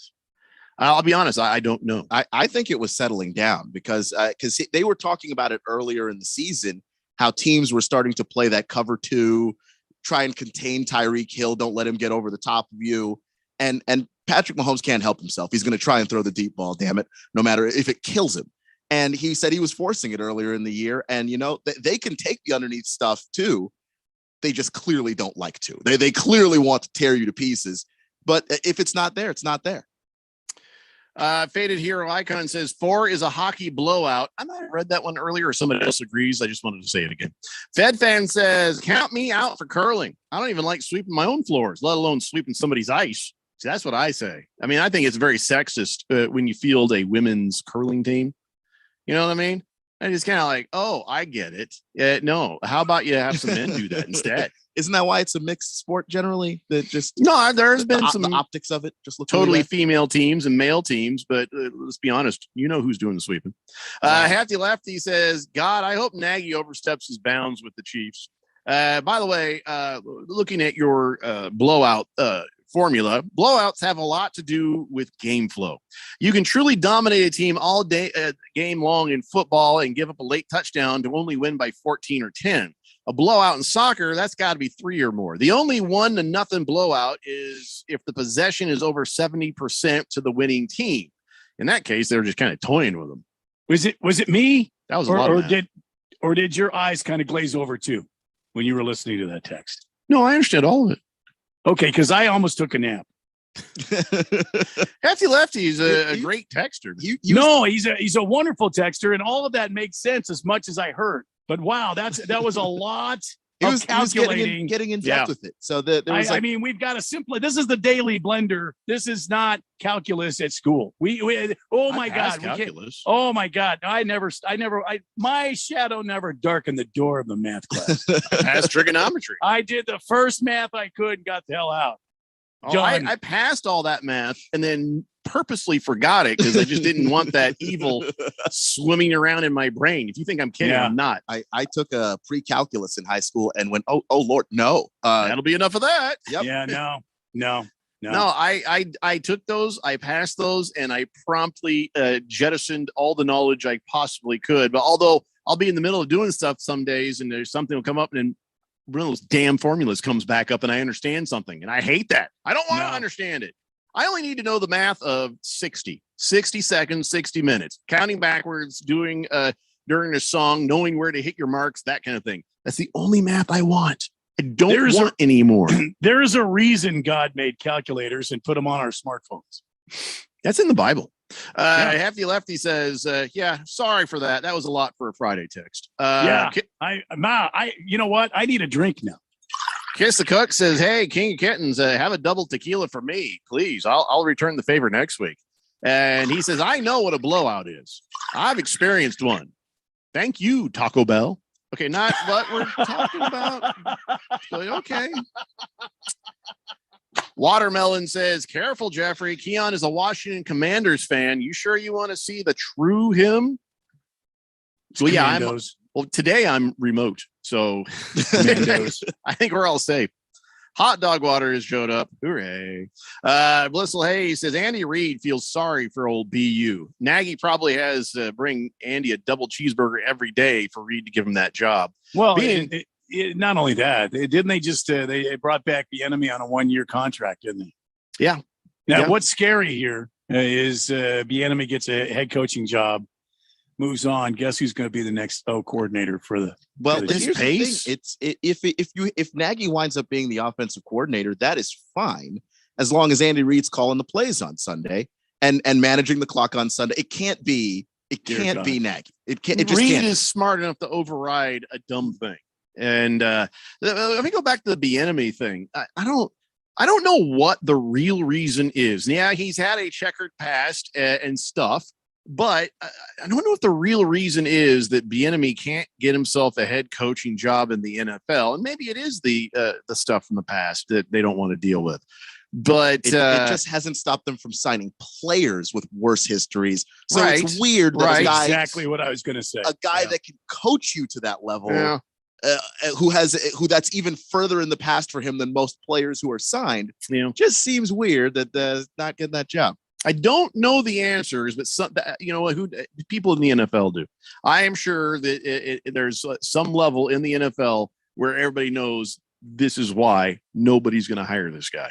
And anyway, maybe we'd all agree if we all knew, but for whatever reason, they're not saying. So, Blissful Hayes says being a quarterback coach for Patrick Mahomes, it's easier than being a TV weatherman out here in Phoenix. Easy job.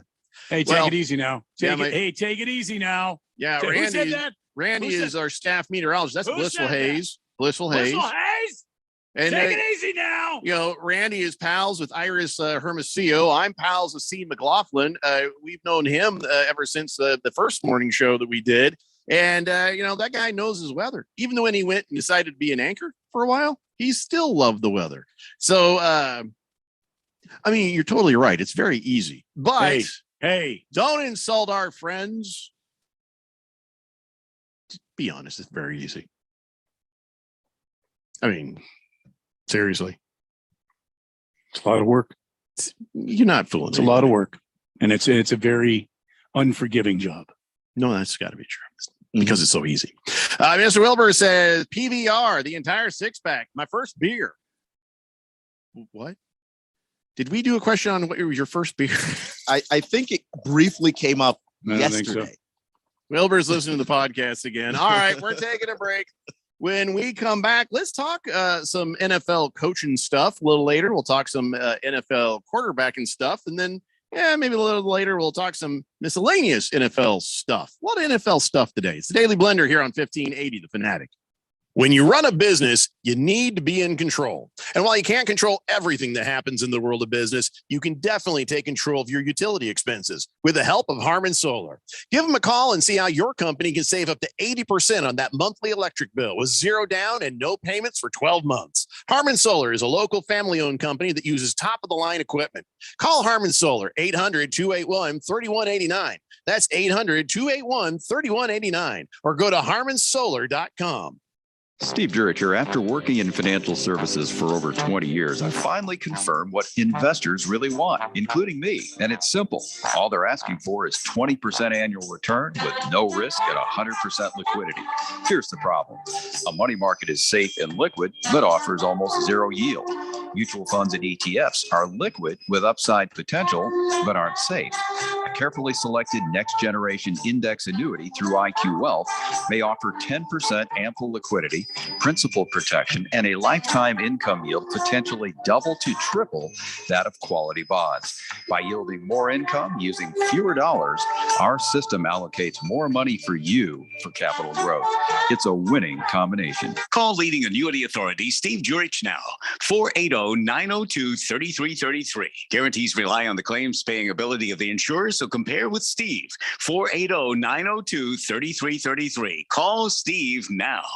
This is Aaron Warby, host of the Bulls and the Bears Radio Hour. In the show, we try to teach the tools, rules, and strategies that traders and investors need to do better with their wealth and portfolio income. But most of the time, an hour is just not long enough. At Online Trading Academy, we believe that the average person should be given the tools, rules, and strategies that Wall Street's elites have been using for years to outperform others. Are you one of the millions that have recently established a trading account? Or have you always wanted to trade or take a more active role in guarding and growing your own wealth, but have not had the know-how or confidence? We want to invite you out to a complimentary 3-hour power trading and investing workshop, where you'll learn what it is that the professionals use to limit their risks and maximize their possible gains in both trading and investing.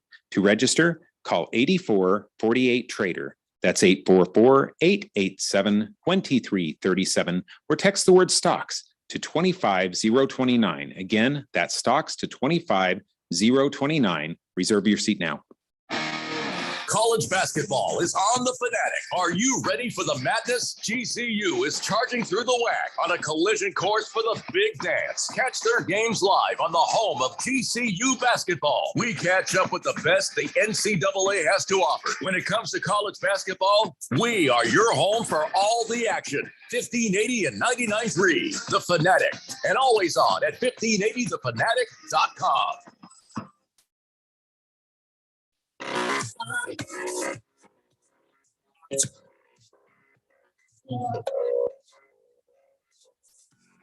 It's Daily Blender here on 1580 The Fanatic. Coming up on Sunday. That's right. It's the NCS at the Auto Club, also known as the Wise Power 400. And that'll be here on 1580 The Fanatic, courtesy of Motor Racing Network, 11:30 a.m. here on 1580 The Fanatic. And so, what is Wise Power? Is that because there's Just all a sponsor? these? Yeah, I know there's all these sponsors and stuff. And I is that like a power company or something? Boy, I have no What the idea. hell is that? Yeah, it's a company with lots of money that wants to sponsor this race. They'll have exclusive branding rights at the Auto Club Speedway. They'll have probably a luxury suite. They'll get to meet Kyle Larson and probably any other drivers they want to meet. And they'll have all the visuals. Maybe even start the damn race like Rob Woodson did last week at Daytona. Yeah, how about Daytona, huh? I mean, none of us won any of our bets. This Austin-centric guy just sort of came out of nowhere. I mean, you know NASCAR so well. I'm sure you're familiar with him and his family. But as far as the rest of us, nobody bet on him. Well, yeah, and that's very true. And it's too bad because Austin-centric is going to be one of those guys you're going to want to watch. I would put money on the fact that this guy will probably win a championship, if not multiple championships. Extremely talented driver. He drove for Roger Penske the last few years at the Xfinity level. He's been a champion at the Xfinity level, almost won the championship again last season. I think he finished second, and then he moved up when Brad Keselowski moved over to the Roush Fenway Keselowski racing team to take over part ownership there and drive the number 6 car. So that's how he got the ride at the Penske Motorsports in the legendary number 2. Well, all right. So Daytona has come and gone. Any final thoughts on Daytona before we look forward to the next race? Oh, there were a lot of great things that happened at Daytona, Jeffrey. First of all, there was viewership of the Daytona. It was one of the highest rated Daytona 500s in many, many years. They had They averaged a 4.7 rating and 8.87 million viewers on Fox, 8.88 million across all their platforms. It is the highest rated, most watched edition of the race since 2019, when they had 9.17 million viewers. So wow, a lot of people cared about our bets. Yeah, I mean, tell NASCAR we said you're welcome. Don't think that's what it was, but yeah, I mean, they had a huge day there at Fox. I'm sure they're very happy about that. Austin Cindric became the 41st driver to win the Daytona 500. He was the first rookie in many years. I can't find my number here, but Austin Cindric just locked himself into the championship series. Remember, Jeffrey, winners and points matter in the regular season in NASCAR. And so when you win a race, you're automatically locked into the next round of the playoffs, which is going to be way, way down there. So Austin Cindric, no matter what happens next, yeah, he can have a terrible rest of the season. He's locked into the first round of the NASCAR playoffs that happen later on this late summer. Okay, so this win at Daytona puts him in the number 1 slot for the Cup Series playoff standings. What's the likelihood he'll stay there? I mean, well, I mean, it depends. Probably not likely. Brad Keselowski's in second place, Martin Truex third place, Bubba Wallace is in fourth place. But these tend to change as the season goes along. It's a long season, a long regular season. So I would say that you'll see some other guys come to the top here, and the 500 is not a good indicator of how the season's going to go. I was very impressed with the way Ryan Blaney raced the 500. And we'll see what he does this week in California. All right. So talk to me about California. I don't know really these races by track or by name. Is this a good race? Is this going to be a lot of fun? This Power 400? Yeah, it's a 2-mile oval, like a D oval shaped racetrack. So it's not a full oval. It's kind of like a D shape, a big capital D, if you will, if you're looking at it from on high there. And it's a really fast racetrack, one of the fastest on the circuit. Hasn't been raced in a couple of years. The last time we were there, Alex Bowman won the race, so he's kind of itching to get back there. And another guy that really wants to return there is Kyle Busch, the driver of the 18 car. He loves this track. He loves setting up his car, and he loves the fact that they're going to have some practice time, and it's not going to be some sort of metric qualifying and no practice like it was last season. They're going to get the cars on track, have some practice sessions, and then they're going to have the qualifying. So kind of back to the old days, and Kyle Busch is really itching to go. It says right here that they haven't hosted a NASCAR race since 1997. Oh, every year. So there's been NASCAR races. They just haven't done it annually since 97. Yes. All right. And it's been a couple of years, I think, since they've been at Fontana. To race. Does that open the door for like somebody to come out of nowhere and shock us all? Because it's been absolutely. Keep in mind, guys, this is a new racing platform. This new car, there's a lot of unknowns that that we're still going to be discovering this weekend. Even though there were a lot of questions answered this past weekend with the first official race on a super speedway, this is going to be a different package this weekend, like aerodynamic package and engine package, and they're going to discover more answers to questions they might have. So, I mean, it could be anybody. You just don't know. This car is designed to be very competitive and very easy to maintain and very easy to get up to speed. So we'll wait and see. But the usual suspects, Kyle Busch, Kyle Larson, Alex Bowman, all the Hendrick cars, they're going to be up there. The Gibbs cars will be up there. But it'll be interesting to see some of these smaller teams, how they race this weekend. It's the race set up with Randy White here on the Daily Blender, driven by Phoenix Raceway. And so there are certain drivers you see on different length tracks that you kind of look at and kind of favor them towards. If somebody's looking at placing some bets, how do you find the information that says, oh, this is a short track driver? Oh, this is a long track driver. This is a guy who does well with the a D or a capital Q or whatever. Yeah, a D-shaped oval. Yeah. So where do you find this information? Well, you can just researching anything, baseball stats, football stats. You can find there's places on the internet that you can look up. For example, if you just look up who's won California the last 5 races, you can look that information up, and then you can you can double that down by asking who's won all the super speedway, who's been the most prolific racer in speedway racing over the last 5 years. And you can find that information just like you can anything else. And that's probably good for you to help you out. But I mean, normally guys, like at Daytona, Denny Hamlin's won 3 of the last 6 Daytonas run there. So he's won 50% of the Daytonas over the past 6 years. So, he's a good speedway racer. Alex Bowman has been a good speedway racer because of his record. He's won a couple of times at speedways, and he just won at California 2 years ago, the last time they raced there. But being good at one speedway doesn't mean you're good at all speedways, right? Don't you have certain tracks that you really feel and other tracks that you're maybe don't, but even though there could be similar setups? Mm-hmm. Yeah, it's kind of like ballparks. Ballparks have different shapes, different sizes. Some guys hit really well in some ballparks, and then they just wear the golden sombrero in another ballpark. They can't hit worth a darn. So it's like that with racetracks too. Some of the guys do really well on short tracks. They are very proficient in being a short track driver. It just kind of suits them. And then when you get to a super speedway, they're not that good, and they really have to work hard at it. So it's like anything else. So since the Auto Club Speedway is 50 miles east of Los Angeles, then I imagine that all the drivers, all the crew, all the people in the stands, everybody has to wear a mask. In fact, I think they have to wear 2. I don't know. California. I don't know because the Super Bowl was just there, and they had relaxed the mask protocols. Oh, come on now! You know that celebrities are not held accountable to these things. I don't know. Other than the standard mask protocols that NASCAR's put in place, they will adhere to whatever the state has. But California's going to let them race, and they've opened the gates, so people are going to be in attendance. So it'll be interesting to see. I've not seen anything where they have to be double masked or anything like that. I was looking at the racing odds, and I see Kyle Larson has the best odds to win at 5-2. Yeah.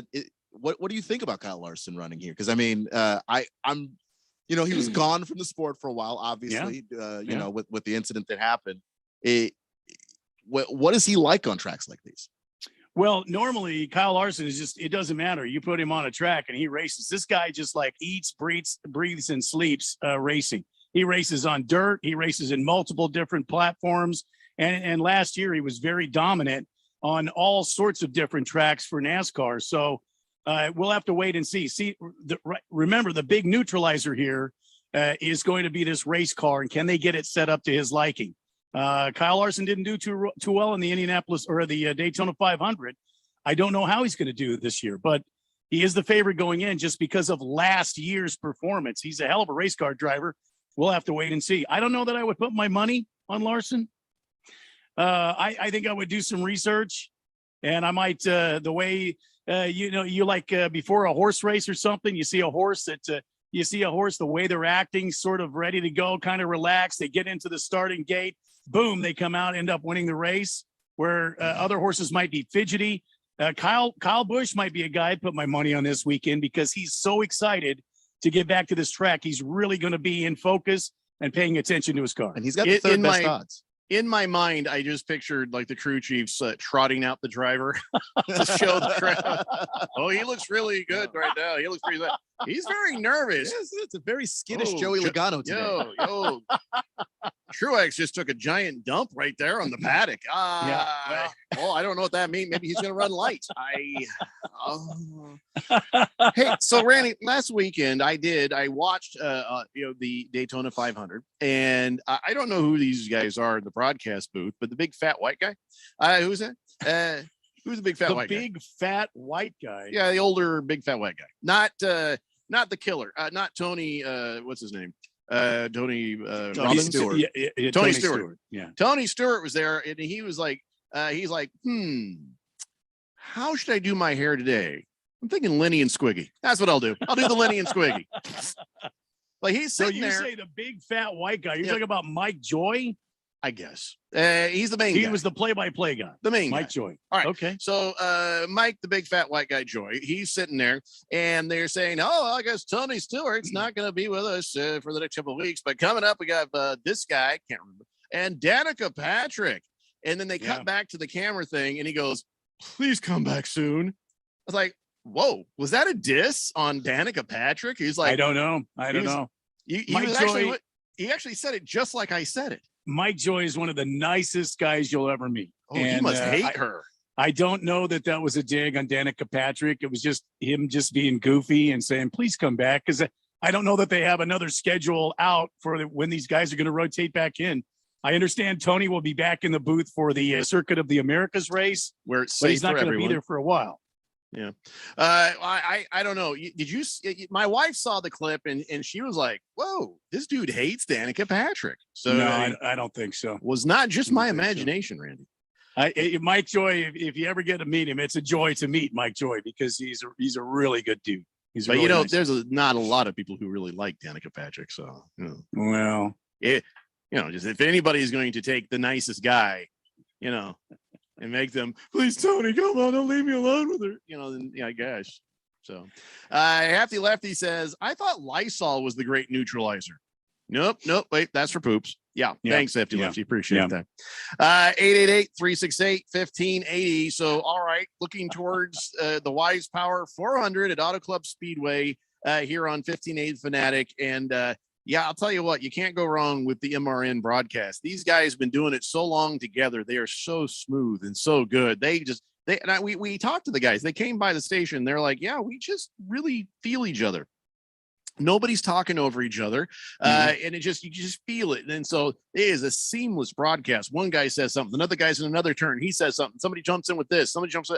It's just such a nice broadcast. Better than what you see on TV. It's better than what you hear on TV. Mm-hmm. Yeah. TV, you have the benefit of the pictures. But the radio broadcast, though, for racing, second to none. Yeah, and they really have to paint the picture for you. And sometimes it's very quick talking. I mean, you've got just a few seconds before the cars go on by you, and you've got to pitch it to the next guy down the line. So, yeah, it's amazing to listen to her. I used to listen. I have memories of my dad and I getting up early on Memorial Day weekend on Sunday morning and listening to the Indianapolis 500. There were so many great voices on the ABC broadcast back in the day, and Paul Page and some of these guys that just they would explain the race to you in a way that you could see it in your mind, and it's really exciting to listen to. So I prefer listening to the radio, races on the radio. So I feel like taking one of the broadcasts and editing in like another guy. Yeah, they're all going back and forth, and you hear I just want the noise in the background. You have one guy in there saying, yeah, it looked a little good off turn 2. Now listen, Mabel, I love you so much, and I'm sorry for what I did. And then cut to the next guy talking. Oh, here comes Denny Hamlin down the stretch. Then back to that guy.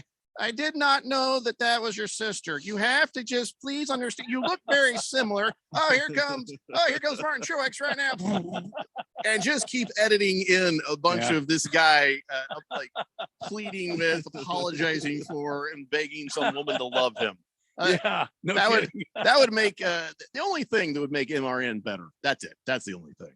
All right, we have to take a break, even though Randy's chuckle says they feel each other, huh? Well, the Daily Blender crew is smooth as Jameson. Thought you were a non-hugger there, Jeffrey. I am not a hugger. You are correct. All right, we'll take a break. We'll be back with more of the Daily Blender after this here on 1580 The Fanatic. This is Aaron Warby, host of the Bulls and the Bears Radio Hour. In the show, we try to teach the tools, rules, and strategies that traders and investors need to do better with their wealth and portfolio income. But most of the time, an hour is just not long enough. At Online Trading Academy, we believe that the average person should be given the tools, rules, and strategies that Wall Street's elites have been using for years to outperform others. Are you one of the millions that have recently established a trading account? Or have you always wanted to trade or take a more active role in guarding and growing your own wealth, but have not had the know-how or confidence? We want to invite you out to a complimentary 3-hour power trading and investing workshop, where you'll learn what it is that the professionals use to limit their risks and maximize their possible gains in both trading and investing.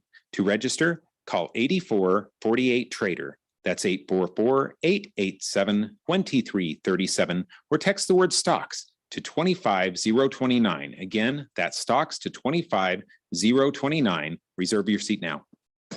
Okay, you're back to dining out. But there's dining and there's dinnertainment. Get ready for an amazing dining experience like none you've ever had at Kasai Japanese Steakhouse in Scottsdale. When it comes to Asian cuisine, nobody does it better or more authentic than Kasai, where talented teppanyaki chefs create the food, the fire, and the fun of teppanyaki. Choose from over 30 different items and combinations of teppanyaki, Asian fusion, and innovative sushi. Kasai Japanese Steakhouse. It's not just dinner, it's dinnertainment. A memorable dining experience where delicious 7-course meals prepared right at your table with flair. It's a perfect choice for celebrations, date nights, or a night on the town. Happy hour is always on fire and offered daily with specials on teppanyaki, sushi, cocktails, and more. Book your night of fun right now. Visit KasaiScottsdale.com. That's KASAI Scottsdale.com or call 480-607-1114. That's 480-607-1114. We'll see you there. Bruce Jacobs here again from my friends at Pro Copy. For the last year, you've heard me talk about how Pro Copy has provided Arizona companies with the best office equipment available for over 20 years, plus their outstanding service after the sale with a 96% retention ratio and award-winning technicians. Now part of Flex Technologies Group, they are committed to Pro Copy's industry leadership and excellence. Whether you have branches anywhere in the U.S. or right here in Arizona, you can count on Pro Copy and Flex Technologies for all your office equipment needs. They focus on print, document management, document production, and managed IT, representing the best brands such as Canon and Ricoh. They proudly serve over 35,000 customers nationally. They still remain a local company and continue to give back to the community. The Pro Copy Foundation has raised hundreds of thousands of dollars, and that makes doing business with Pro Copy good for your business. Give them a call, 602 Pro Copy. That's 602-776-2679, and tell them Bruce Jacobs sent you. Your home for sports. 1580 and 99.3 The Fanatic.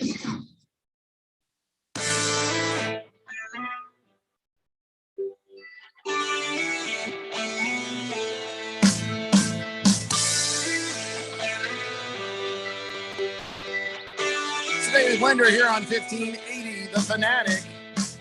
All right, everybody calm down. Calm down. I'm going to tell you what's happening. Here's what's happening.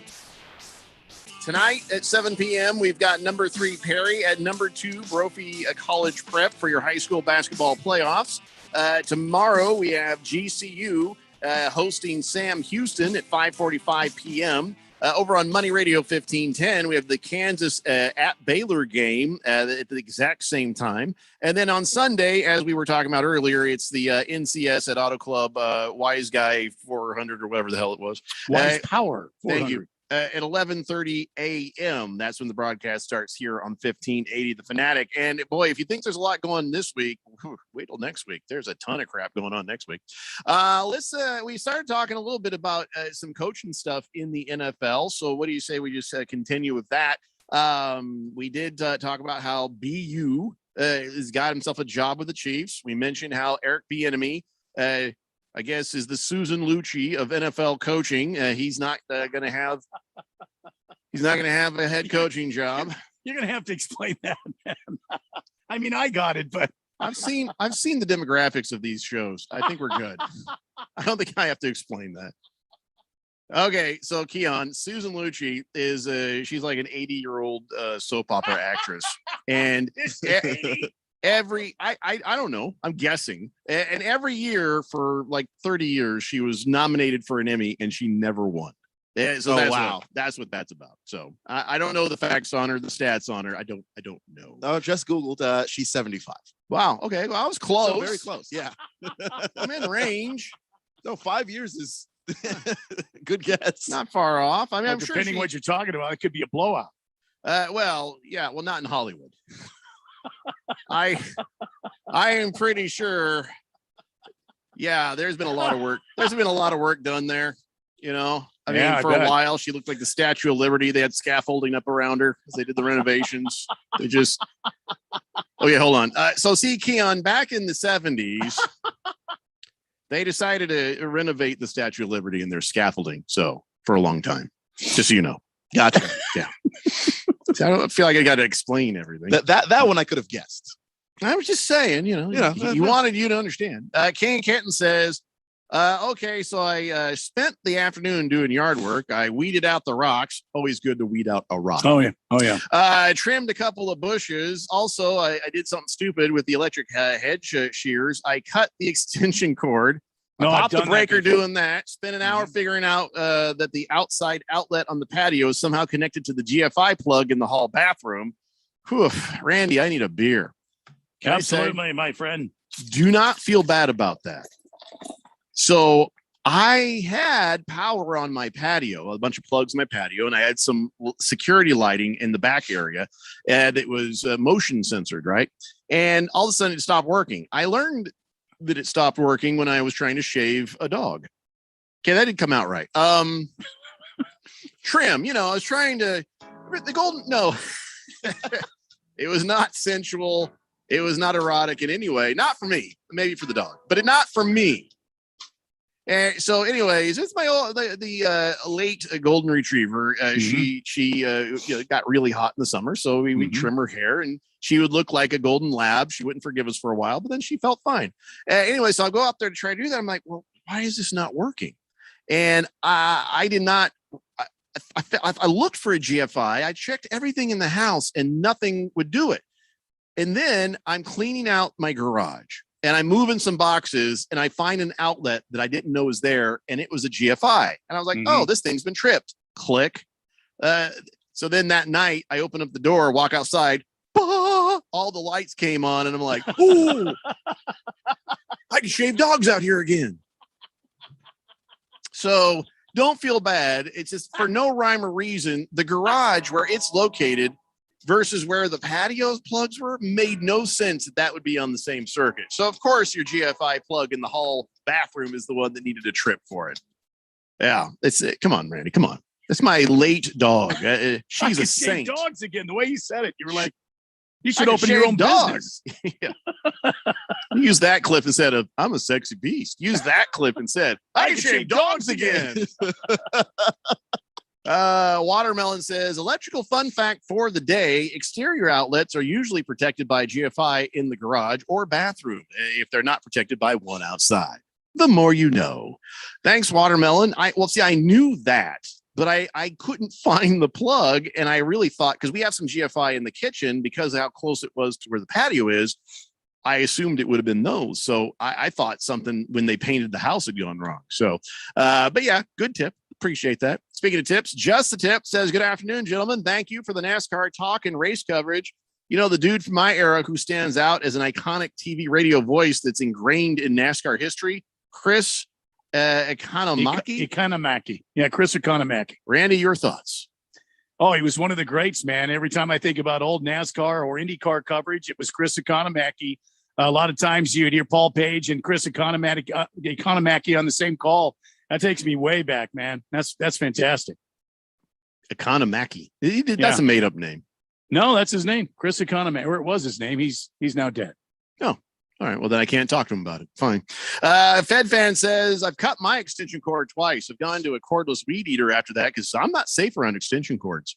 That is not what they mean when they say you should cut the cord. Just so you all know that. That's totally different. So can we get back to the NFL stuff here? Please. So the Colts, I guess, are thinking about hiring Reggie Wayne as their wide receiver coach. And you see a lot of these players who start to drift back in. That's not uncommon, but it's weird when not a guy I think of as coach material. Maybe he's matured. Maybe, you know what I'm saying? Is Reggie Wayne really the guy to become a wide receiver coach? Why not? He can. He's young enough to connect with these guys that are coming into the league, and he's got the credibility, having played in the league for so long, to show them what these guys are up to. I think it'd be a great pickup for the Colts. And Reggie Wayne might be one of the greatest route runners in the history of football. True. So if just on that level, your guys are going to run routes. Yeah, that's for sure. Yeah, and his numbers are second only to Marvin Harrison. So on reception, so yeah, he knows how to listen. He knows how to catch a ball. That doesn't mean he knows how to tell somebody else how to catch a ball. That's the thing that I kind of worry about. But then he says himself, but don't we all think this about something we want to do? He says, I think coaching is in my blood. I think it's something I want to do. It just got to be the right time. And that right time is now. I mean, why not? He's 43. I mean, he's far enough away from the game that now would be the time to come back to it. And I understand your concern. I know Barry Bonds went back to the Giants to be exactly the hitting coach over there, and it was disastrous because Barry can't tell you what he sees. Barry Bonds, one of the great hitters of all time, could just see the ball in a way most people can't, and he couldn't tell other people how to see it the way he saw it. But maybe Reggie Wayne is different. It's hard to tell until you actually get the guy out there and give him the chance to coach. I'm sure they've invited him some practices and seen him talk to some of the guys and stuff because they're not just going to throw him out there cold, right? I mean, there's got to be at least some indication that somebody will have that gene to be able to coach others. Yeah, I mean, I'm sure they've seen him at other points. And of course, I don't know what Reggie Wayne's been doing in the meantime. A lot of guys will, hang around high schools and colleges and stuff and try and get their feet wet coaching that way. And then when you go back to, either your former franchise or some other franchise with coaches that and say, hey, this is what I've been doing. I didn't just show up and want to coach, so I get this chance. I actually have a little bit of something under my belt to say I have been doing a little bit of coaching. I don't think they just would throw him to the wolves if they didn't think he could do it. Fair enough. And yeah, Mike Holt's organization ain't dummies. So Augie says, I think you're being a little hard on the old Barry Bonds there. He could easily instruct how to get the needle in someone's butt. Yeah, but I mean, the thing with Barry is, look, the steroids helped him turn a lot of his hits into homers, but to hit like Barry Bonds, you got to see the ball in a way that like a genius sees the ball. Like, it's a God-given talent. You can't teach that. Right. You either can see the ball, hit the ball, or you can't. And catching a football a lot different than hitting a fastball. Right. Augie says, I always like to cut the cord. Love, Lorena Bobbitt. Ooh. Ooh. Ooh. Wow, the show just came. Oh, man, the show just came to a dead stop here. Wow. Ooh, Scratching Giggles says, just so you know, most therapists say cord cutting is healthy. Therapists? Which cords? Bussell Hayes says, amazingly, yes, ex-Bears GM Ryan Pace was hired by Falcons as their senior personal executive, whatever the hell that is. I think he's just was the Falcons, and that's Shaka Khan, right? Wait, no, Shaka Khan is the Jaguars. Who's the Arthur Blank? Oh, he's the curly mustache. Okay, so what's going to happen is Ryan Pace is just going to wax Arthur Blank's mustache every day. He's a personal executive to waxing the mustache. No, look, Ryan Pace got to be a general manager because he is a good front office guy, but he clearly can't pick him. You can't pick him. You can't sign him. Do you go at Arthur Blank with wax on both fingers and do it at the same time? Or do you do one at a time? That's a good question. I bet Ryan Pace knows the answer, and that's why he got hired. I think Arthur Blank has more of like the Commissioner Gordon mustache with the. Right, he's got the little curl mustache though. No, that's Shaka Khan. Oh, damn it! Oh no! Oh, you know what it is? Okay, sorry. All right, so Shaka Khan, curly mustache. Arthur Blank, curly eyebrows. He's got those eyebrows that go crazy. That's what. Yeah, but nobody does anything to that. That's just he wakes up in the morning and no one has the heart to tell Arthur Blank do anything with it at all. Maybe some people kind of like Anthony Davis has the unibrow on purpose because that's part of his brand. Maybe Arthur Blank, he just kind of does this with his eyebrows with a little wax every day. I mean, just so he can look crazy. I mean, I used to know people that had bushy eyebrows and whenever they would get them trimmed, it all of a sudden looked very feminine on their eyes. Yeah. It's one of those things, if you're going to commit to it, you've got to commit to doing it. You can't just have bushy eyebrows and then just one day just show up like nothing is wrong. Clipper, man. This Clipper, man. It's the same thing with Anthony Davis. If one day Anthony Davis showed up and had two eyebrows instead of one, it would be concerning. It just would feel wrong. But if Randy or I, Larry, we're trying to not look like the old Larry Hagman caterpillar things that used to come out of his face, and you go to the barber there, right? And then they take a comb through your eyebrow and then they pull it out a little bit and go, and that's it. They don't trim, they don't sculpt. They just make sure you don't have something poking out that can hurt someone. like curb feelers in an old Chevelle. It's just like, no, I don't need that in my face. No, man. Hefty Lefty says, oh, dear God. Why? Well, this is the second poop photo that's been sent to me in the last 2 days. He sent me a picture. You can tell he's got his dog on a leash. His dog is taking a mighty dump. He says, just in case you don't have another poo calendar on your wall. Randy did not get me another dog poo calendar for Christmas, but if you look behind me, I've got muscle car calendar right there. Yeah. Really looking forward to flipping the page because the next week it's going to be an Oldsmobile. Yeah. Sneeder Wake and Bake says, me too, Jeffrey, doing yard work, but I consume trees and flowers in another way. Yes, we know what you mean. You smoke pot. He says, no, listen, smoking keeps them doggies smoking. Keep them doggies smoking. Smoking. I'm high. Keep them doggies smoking. Whoop, whoop. Oh, hold on. I got to talk to an officer now. Don't smoke pot and drive, Senior Wake and Bake. Augie says the poo pictures are for the Foo Fighter tickets. I wish I had some food. I'm wearing my Foo Fighter shirt today. Yeah. Just saying. It's as close as I'll get to the band this weekend. Just the Tip says at some point when men age and lose follicle health on your head, the only place to grow hair is an eyebrow. Oh, and down your back and around your ass. And out of your nose. Out your nose and ears. Hello. You can wave with your nose hairs before you even raise your hand. By the way, I'm fine follically on the head. But what I don't like is the extra hair that's coming out of my ears. Can I tell you why? Yeah. Oh, yeah. I try to keep it trimmed and neat because I don't want to gross out my wife, right? It's a never-ending chase. There's always something new, like antenna coming out of my ear. Yep. I'll just really get next day. It's like nothing. It's like, whoosh. What in the hell? If they figure out what happens in the ear canal, yeah, you'll put everybody out of business with the hair treatments and stuff. That's what they got to take a look at right there. It's the genetics of your ear hair and put it everywhere else on your head. That's what I'm saying. All right, guys, hour 3 coming up next. It's a Daily Blender.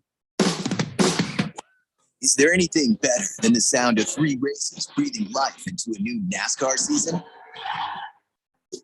What about if it's at a state-of-the-art facility with stunning views of the Estrella Mountains and a famous, only one-of-its-kind hillside? Well then, you must be talking about Phoenix Raceway. NASCAR weekend at Phoenix Raceway, March 11th through the 13th. Get your tickets today at phoenixraceway.com. Business people like it straight and to the point. So here it is. Bruce Jacobs here to tell you take control of your utility expenses by calling Harmon Solar right now. They can save up to 80% on that monthly electric bill with 0 down and no payments for 12 months. Level your energy costs, protect yourself from inflation. How's that for straight and to the point? Here's more. Harmon Solar is a local family-owned company that uses top-of-the-line equipment. Call Harmon Solar 800-281-3189 or go to harmonsolar.com. Learn how thousands of smart homeowners are investing about $1 to avoid expensive home repair bills. John, a former non-customer, said, "My air conditioner broke and I had to spend $1,900 to fix it." Jeff, a customer, wrote, "My air conditioner broke and I got a new one at no out-of-pocket cost." Mary, a former non-customer, wrote, "My heating system stopped running. I had to spend $3,000 to get a new one." Lisa, a customer, wrote, "My heater stopped working. I got it fixed at no out-of-pocket cost." For about $1 a day, you can have all the major appliances and systems in your home guaranteed fixed or replaced with HSC's home warranty coverage. Call now, and the first month is free. If the lines are busy, please call back. 800-657-5714. 800-657-5714. 800-657-5714. That's 800-657-5714. You want to feel important. You want to be a part of something bigger, something that matters and can help change things. You want to feel like you belong. We know. We felt that way too. And that's why we did something about it. We aren't just Army National Guard soldiers. We are normal people just like you. And together, we can make a difference. Take on your legacy. Visit NationalGuard.com to find out more. Sponsored by the Arizona Army National Guard, aired by the Arizona Broadcasters Association and this station.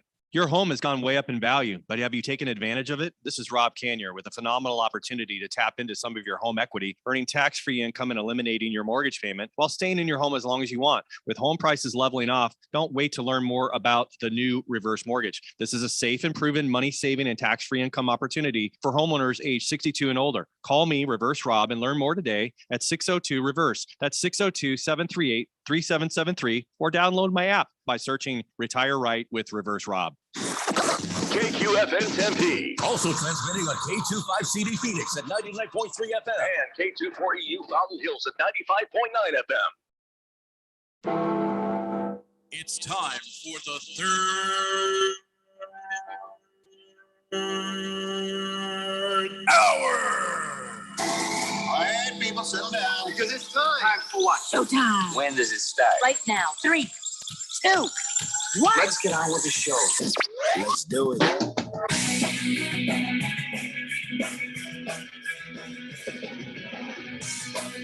All right, everybody, it's 5 o'clock here on the Daily Blender. I'm your good friend, your radio pal, Jeffrey O'Brien, alongside Randy White. Got Keon Rose there in the control room, and you guys are on the Fanatic text line, 888-368-1580, broadcasting live in the Harmon Solar Studios in Scottsdale. And I imagine you're listening to us on the app, or you're listening to us on 99.3 FM right now. Yes, we are having a little technical difficulty with the 1580 signal, but people are working on it right now, and hang in there. Tiger Paws says, what the bleep, 1580, I can't get it in all day. And then 95.9 when I'm on the 202 at Ellsworth, it gets blown out by a religious station. What is God trying to tell me something? Okay, well, actually, no, but that tells me something. That religious station, yeah, they may be breaking the law. So thanks for that tip there too. So, yes, we are working on it. But Tiger Paws, you can always find us at 1580 The Fanatic on the. You go to 1580thefanatic.com and you can download our app, and you can have it on your phone. You can play it from your computer. No matter what, you can get your fix of 1580 The Fanatic that way while we try to fix the problems at the transmitter. Slave Dave says, do these people who get high before they do yard work go out in the front yard when they're done and then forget where they live maybe sometimes?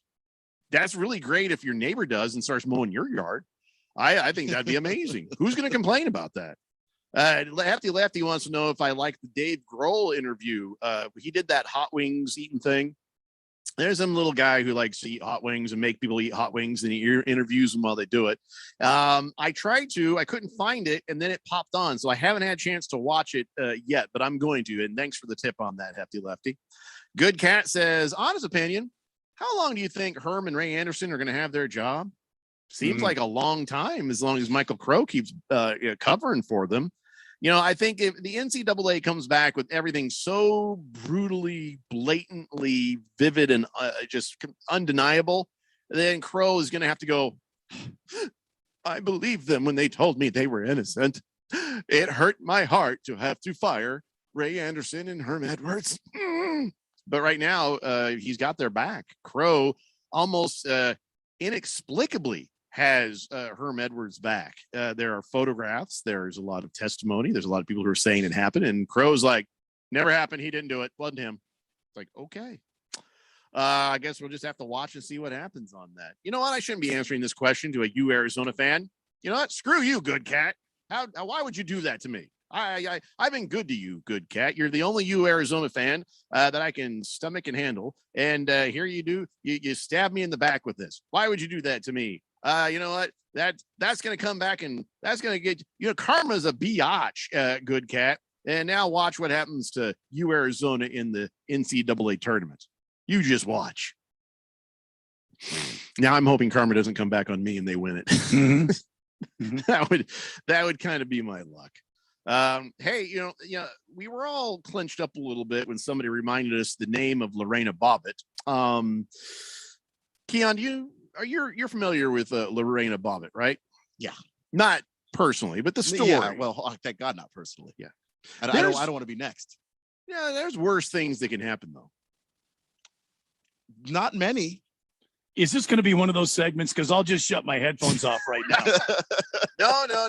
It's just, I was reading something today Fun fact, when male honeybees mate, their sexual organs explode out of their body and they die.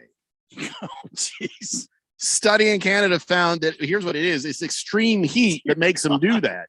And if they're hot for too long, they sex explode. See, now I knew they died after mating. I didn't Hell of a way realize to go, though. I didn't realize that was the cause. That changes the whole visual of bees. It's a sex explosion. Oh, dear God, no! Sounds horrific. Not another one like this. Please. So I mean, it's just the male honeybees, right? But you see all them damn bees, and you're like, no wonder he's exploded. You know, I think what it is what? How does it? You know, they always say they're going to teach you the birds and the bees. Well, I'll be honest with you. I know there's a queen, and then there's a bee, but like the one bee father like a hive full of bees, and that's why they explode.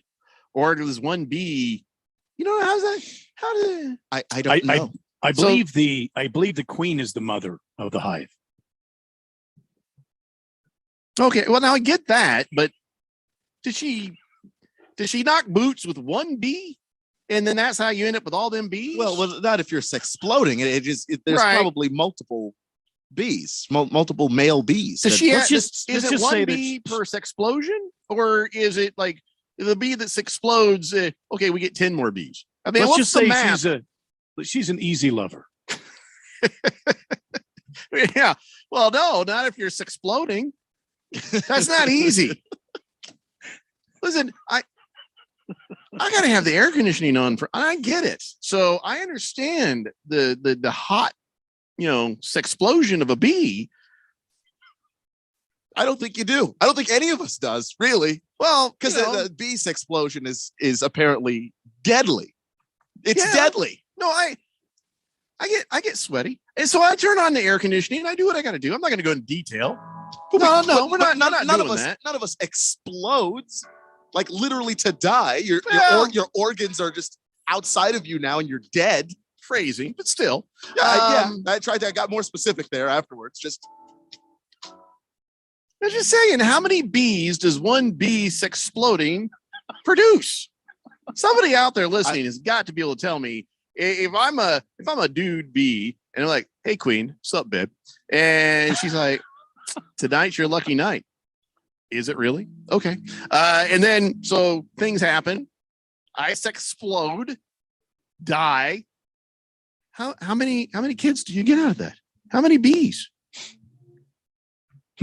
Does nobody have the answer to this? Well, what? Who studies melitologists? I'm telling you, somebody listening right now is like, melitologists. What the hell? That's the person who studies bees. We need one of those. There's somebody listening right now who's like, I've trained my entire life for this. Nobody's ever asked this question on radio before. This is my moment. It's your time. It's a good question. If this poor one bee it has to, you know how black widows will eat the spider, but nobody gives a damn about that because we hate spiders. But when one male honeybee explodes and it says his sexual organs explode out of his body, that means and it's all of it. It's just humanity would end after the first guys flew across the room. And women would be like, hey, baby, like, no, get away from me. No. We saw what happened to Carl. We're not, no, we're just going to go fishing. Hell no.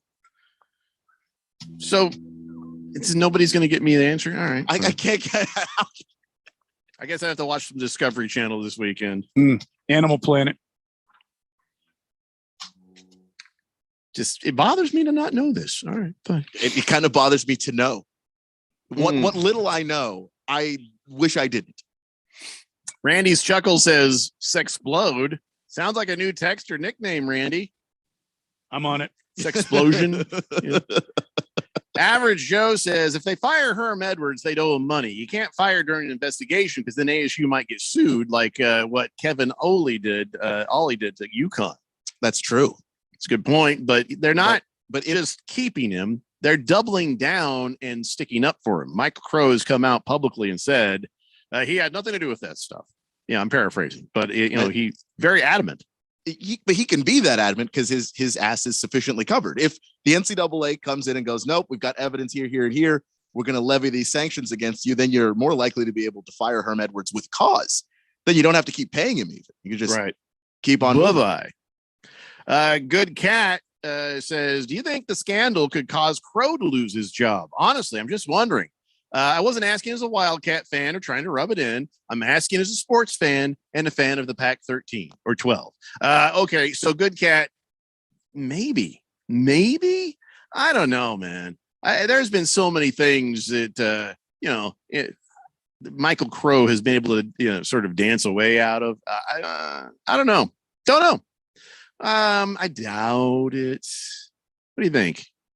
Did they fire the president of the university over this because he doubled down and super backed up Herm? No. I mean, at worst, the athletic director goes, Ray Anderson. I don't see how, unless you had a situation like what Baylor had where we're talking sexual assault and things of that nature. I don't see the president getting pushed out. 888-368-1580. Senior Wake and Bake says, I have no idea what that means. Justin Tip says, Jeffrey, on a Friday, you bring up sex-exploding bees. That is why I love you. That sounds like a very normal thing to bring up on a Friday. I appreciate that. I appreciate that, Justin Tip. Yep. But, just understand, I love you, but I'm not in love with you. I'm in love with my wife. So, Hefty Lefty said, I don't feel comfortable reading that. Big George says, I'll tell you what. When I procreated with my wife, okay, I'm just going to stop you right there, Big George. Wow. Wow. I knew that. Please don't. That was probably coming next. All right, more phrasing. Okay, 888-368-1580. I'm just going to try to change the subject completely. I really thought somebody would have the actual answer for me. Brian Flores, this is the headline. Hasn't spoken to Bill Belichick since last text exchange. Yeah, I'm pretty sure that Belichick immediately purposely lost his phone number and deleted it off his phone so he never made that mistake again. I think Belichick just straight up lost his phone. just new phone. Who dis? Yeah, he just who dis? That is one of those want to get away Southwest Airlines moments where he's just like, oh damn. That's gonna come back to me. So Brian Flores. Yeah. What a shocker that So here's the thing. You think Belichick is mad at Flores for going out and using that text? You know what I'm saying? Or do you think that Belichick just kind of feels horrible about the whole thing and just like, oh man, this is bad? I think Belichick just feels bad about it because he hasn't said anything. And he's Bill Belichick. He already doesn't say a whole lot to the media, so it's easy for him to disappear. But he has made himself particularly scarce. The draft season is big time Bill Belichick season. This is what he's all about. We haven't heard a peep out of Bill Belichick. Not a word, not a sighting, nothing. Oh, we see Patriot scouts in places, but we haven't seen Bill. Visibility hoodie like on Harry Potter. They won't let me have a wand, but I have this. What the hell just happened? Where did he go? I'm going to ask him a question, but I feel like somebody's glaring at me right now. This is creepy. Hefty Lefty says, in other news, water is wet. King of Kitten says, yeah, new phone. Who dis? I don't know if Belichick would ever be so hip to new phone. Who is this? That's as close as he can get. That's as hip as Bill gets. Huh? And then they'd be like, well, Bill, we know it's you, man, because it's pretty obvious. All right. So enough of the coach talk. I say we start doing some quarterbacks. I got a bunch of stuff on quarterbacks. Good news for you, Randy, if you believe it. Okay. Do you believe in miracles?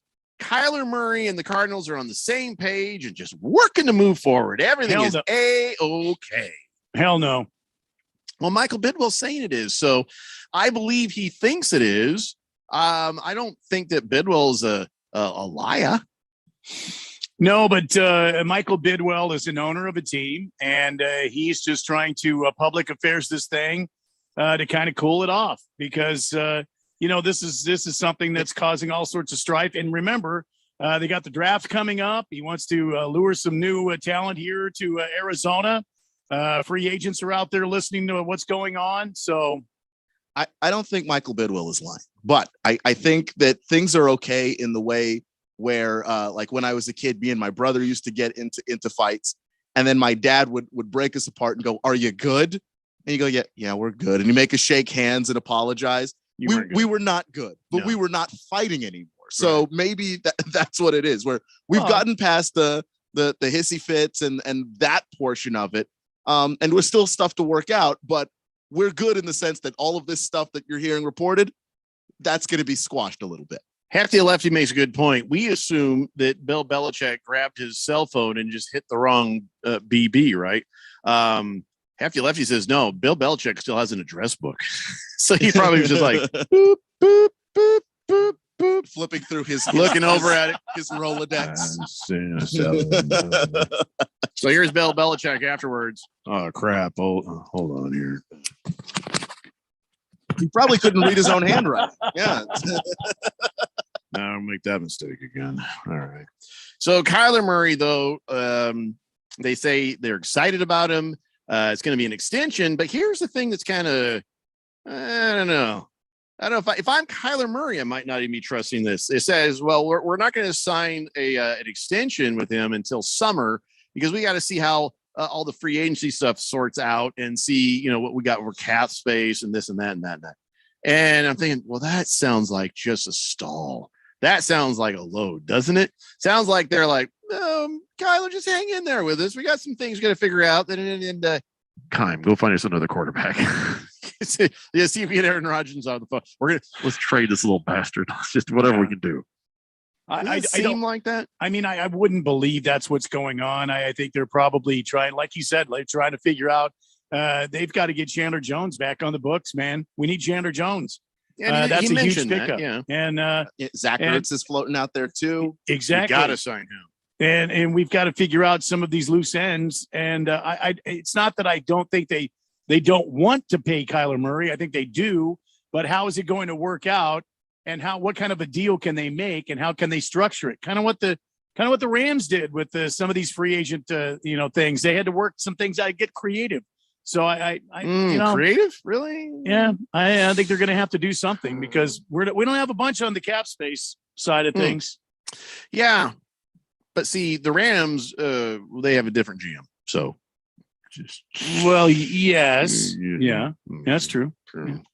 So, all right. Well, at least for now, you don't have to worry about your quarterback, other than the fact he's short and the fact that he likes to drop back too far out of the pocket, and that he's a little pouty baby. Outside of that, everything is good. Hefty Lefty thinks Chandler Jones is going to the Broncos. Boy, I hope not.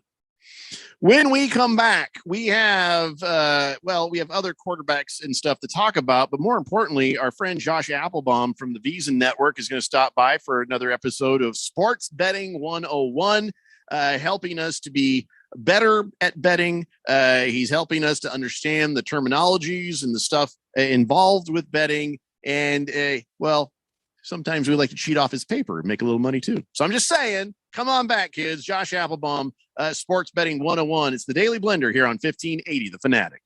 This is Brent Musburger's Action Update on 1580 and 99.3 The Fanatic.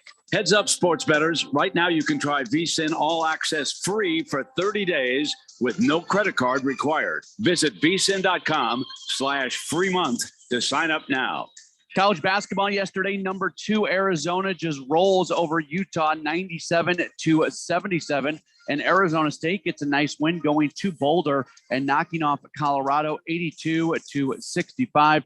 Those two teams are going to switch opponents coming up this weekend as Arizona will play at Colorado tomorrow. Arizona State, they are going to match up against Utah.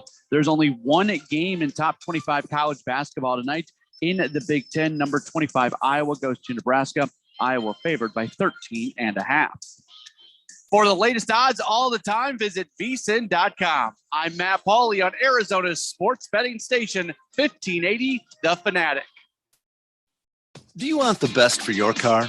Then fill up with premium at Circle K. Circle K Premium is our best fuel with double the cleaning detergent, protecting your engine from corrosion and damage so it can work at its best. And that, my friend, increases your mileage for more cha-ching in your pocket. Plus, when you fill up with premium at Circle K, you can save up to 20 cents per gallon.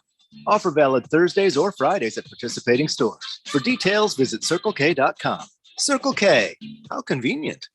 Without education, poverty follows a family one generation after the next. But College Bound AZ provides educational pathway to students starting in the 7th grade and turns dreams into degrees. Your support provides laptops and other things to ignite that journey. To help, Chicago Fest West happens Saturday, March 19th at Mesa Convention Center, and the proceeds benefit College Bound AZ. It's a celebration of Chicago during Cub Spring training through music, food, a classic car show, and more. Get your tickets at ChicagoFestWest.com today. It's time to spread game.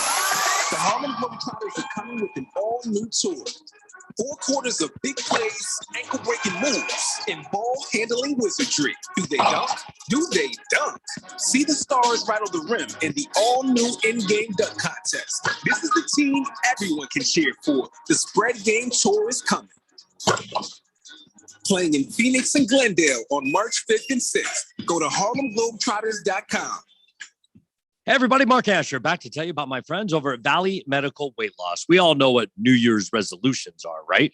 Now, New Year's resolutions don't have to start on January 1st. We got a long year, but let's not wait any longer. If one of your resolutions was to trim up, lose a couple unwanted pounds, feel a little better in your own skin, I've got the company for you. It's called Valley Medical Weight Loss. They've been in business in the Valley for over 10 years. 3 walk-in locations, Tempe, Glendale, and Phoenix. No appointments necessary. Simply come in when you're ready to start your weight loss journey. I've got a way for you to get your first week absolutely free. It's normally $31.95 per week, but if you mention Money Radio, you can get started losing those extra 15, 20, maybe more pounds. Don't wait any longer. You can call 602-441-3305 or go to their website, valleymedicalweightloss.com. No upfront fees, and your first week's on us.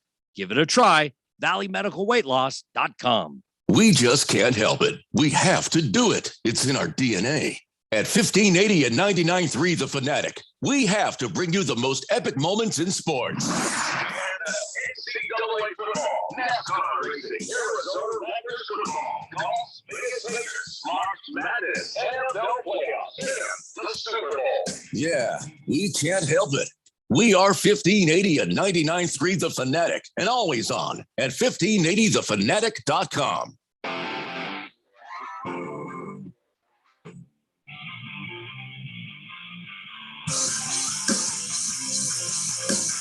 David Blender here on 1580 The Fanatic. All right, sports betting legal in Arizona. There was much rejoicing. Yay. Now we all have the sports betting apps, and sometimes we still struggle to understand some of the terminology. I know Randy does. I know I kind of avoid the stuff I don't understand. So I probably need to pay a little more attention when Josh Applebaum speaks. And he's with us today for another episode of Sports Betting 101. It's Josh Applebaum, the host of Betting Across America. You can hear that Saturdays, 11 a.m. here on 1580 The Fanatic. He also hosts the Market Insights podcast. And of course, he is the author of the Everything Guide to Sports Betting on Amazon. I always keep a copy handy right here, and you can see it on the screen. It's a nice big book with lots of great information in it. And it's not that expensive. It's actually, what it was, about $15 or something, I think, on Amazon. So check it out. Go online, Amazon.com. The Everything Guide to Sports Betting by Josh Applebaum. And Josh, are you with us? I'm with you guys. Always look forward to our Friday night chats. It's another snowstorm here in Boston, so we're about 2 feet under, but it's good to stay in, talk betting, and get ready for a big weekend, guys. We got a conference tournaments right around the corner, March Madness. We got NFL draft props coming out soon, so excited to talk some betting with you tonight. So let me ask you, is there betting on whether or not there will be a Major League Baseball season? Can you actually, I'm not kidding, can you bet on that on apps and stuff? So basically that would be a possibility in an offshore market. You know, right now with sports betting legalization, looking at basically what we would call, legal sports books. I don't think that's a prop bet that's available, but you do have some wacky ones. There's different offshore books that, would have novelty props, or, I saw a prop the other day, who would get remarried first, Bill Gates or Jeff Bezos. So there's crazy things you can bet on, but in the real legal market, I haven't seen a bet on that. But I'm hoping and praying, guys. We need some baseball. I need the hope of springing eternal here with some baseball. So let's come to an agreement. Billionaires and millionaires, stop arguing. I need some baseball, pretty soon here. Yeah, well, hopefully they won't shoot themselves completely in the foot and cause another giant dip in Major League Baseball fandom. How can they afford to keep doing this themselves? But we don't want to talk about sad things. Let's talk about some happier things. Getting closer to the March Madness. Are you starting to see things in some of these games that give you an idea of where to start putting some bets down and who to start trying to keep track of, that maybe other people, they're not seeing it quite the same way? You can make some money off it. I think so. I've been grinding college basketball since day one here. So, you go through a season and, there's always a feeling out and an adjustment process at the beginning, but now we have so much data on these teams. So, one strategy that I look at, of course, is the line movement, where a line opens, how it moves. I have different betting systems that I look at. I'm really looking for games that, fit my model against the public, with the house, with the pros, and looking at flat betting and not parlaying, which we've talked about quite a bit. But I'll just give a tip out here. If you're betting college basketball, look at Ken Pomeroy, kenpom.com. This is the number one analytics website when it comes to betting college basketball. Ken Pom is the most respected source. He has projected outcomes on all the games. So what I do is I look at what Ken Pom has projected. He'll give you a final score like Duke's playing Kentucky, and he has it projected, maybe Duke winning 72-70. If that jives with what the market is doing and the line is moving toward a Ken Pom edge, then to me, that's just one simple way of betting college basketball. The other thing I like is, if Ken Pom has a team winning the game, whereas in the betting market, they're a dog getting points. I joke around on my Market Insights pod. I call that a Ken Pom sound the alarm play. But long story short, if you're betting college basketball or any other sport, have a model, have a blueprint. And if you can lean on the analytics, they're not going to win every bet for you. But when it comes to college basketball specifically, the Ken Pom data is really, really worthwhile. It's only $20 for yearly membership. I've never met Ken Pom. I get no money. I'm not being paid to tell you this. I'm just telling you from a betting perspective. That's the number one resource. If you're betting college hoops, you got to have that Ken Pom data. All right. I haven't asked you this yet. It's just us. It's just us talking right here. Okay. Maybe once a week you could give us like a surefire lock that we could all use. Yeah. Man. So you said the L word. You said the L word. Well, no. Okay, whatever you call it. I've been burned by saying it's a lock. Seriously, I don't do that anymore. But do you have any? Well, hey, here's a tip. You know what I'm saying? You have a little something for us here. Yeah. So I do have a couple things here, but so number one, I'm joking with you, but it does kind of frustrate me sometimes, like with sports betting legalization spreading. All these sports books will tweet out, "What's your lock of the night? What's your guarantee?" And to me, that's kind of doing a disservice to the betting public, because there's no such thing as lock or guarantee. And again, this isn't going at you or anything, my man. I love you. I'm just saying, it's a tough situation when you think that something's guaranteed, because we know betting, it's so up and down. There's bad beats. So I think if anyone tells you something's a lock or a guarantee, just, take it with a grain of salt, because there's no such thing as lock or guarantee. But with that being said, guys, I would say one MVP bet, Joel Embiid. If things continue on this in this direction in the NBA, Joel Embiid right now has a really interesting bet split. He opened at plus 700 to be the NBA MVP. He's now down to plus 125. And we get this data from BetMGM. Embiid is getting 20% of bets, but almost 40% of the money. So big low bets, higher dollar bet share. Embiid's had a great year, 30 points a game, 11 rebounds. So you're not getting the greatest number, and this isn't a lock by any means, but I did put a little down on Joel Embiid to be the NBA MVP. Shop around, plus 125 is the number I got. All right. Okay, so I used the wrong terminology. A tip, because I can go take a tip and it doesn't pan out. I'm not going to be mad at you. I just I'm like, hey, that might be a good tip. That might be a good shot at something. I'm just saying. So that's right there, like that. That's a tip. Joel Embiid, he might not win, right? He might not win. So I'm not going to hold that against you, Josh Applebaum, and give your address out on the air. I won't do it. So there's a term that has popped up reading your book, but also the apps and stuff, and I need you to help me understand what the CLV. At first, I thought, is this like the brother to PVC pipe or something? You know, I don't. Can you tell me about the CLV in sports betting, and why is it so important?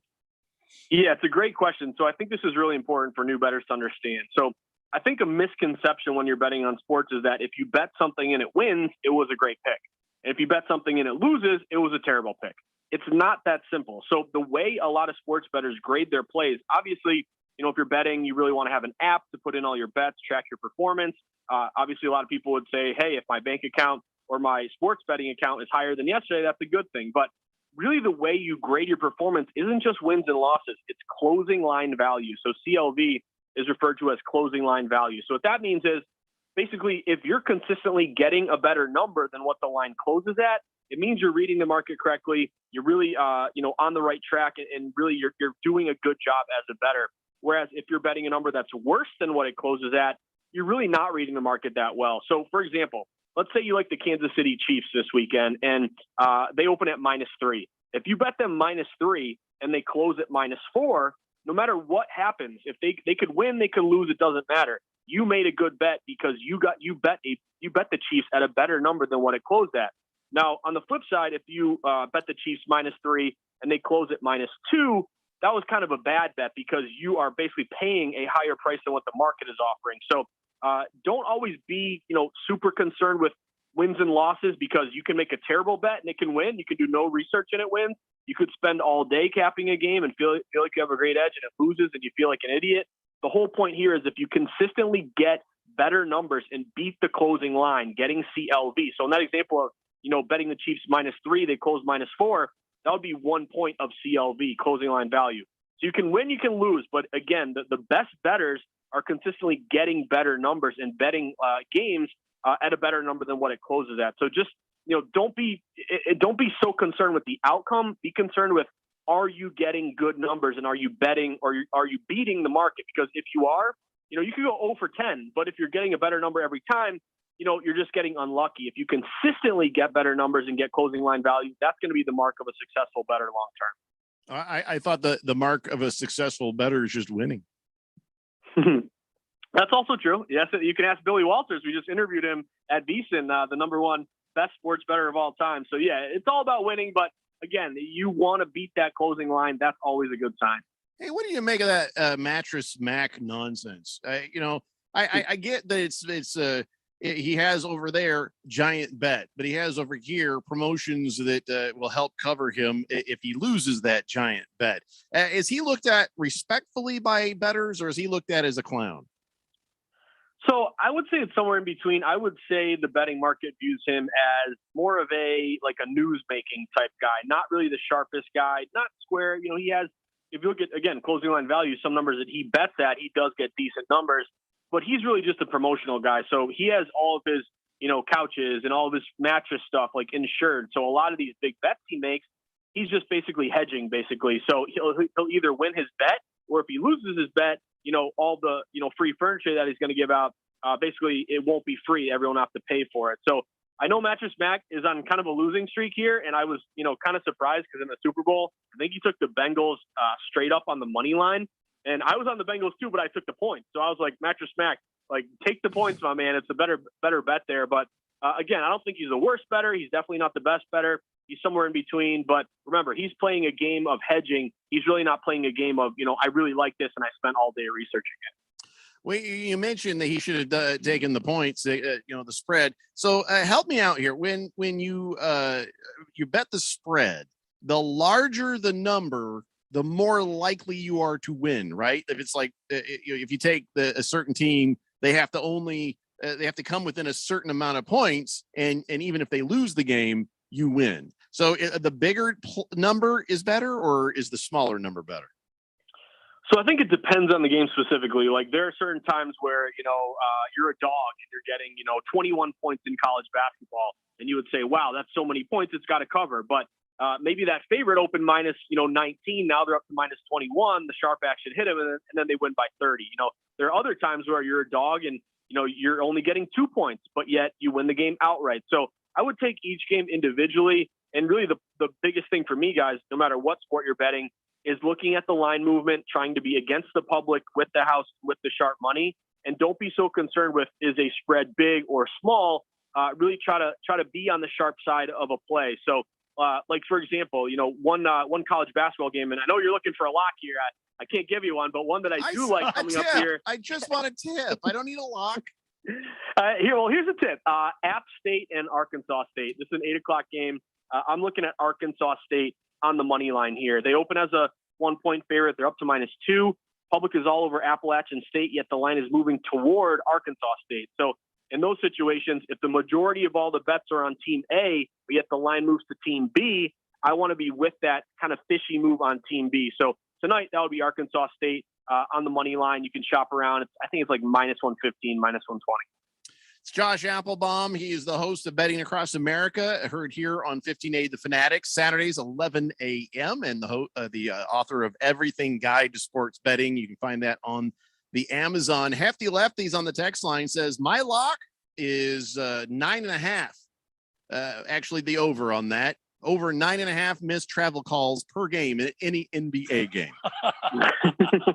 That's probably about right. Yeah, they never call traveling anymore. They don't call palming. They don't call any of that, which to me is actually a better product sometimes.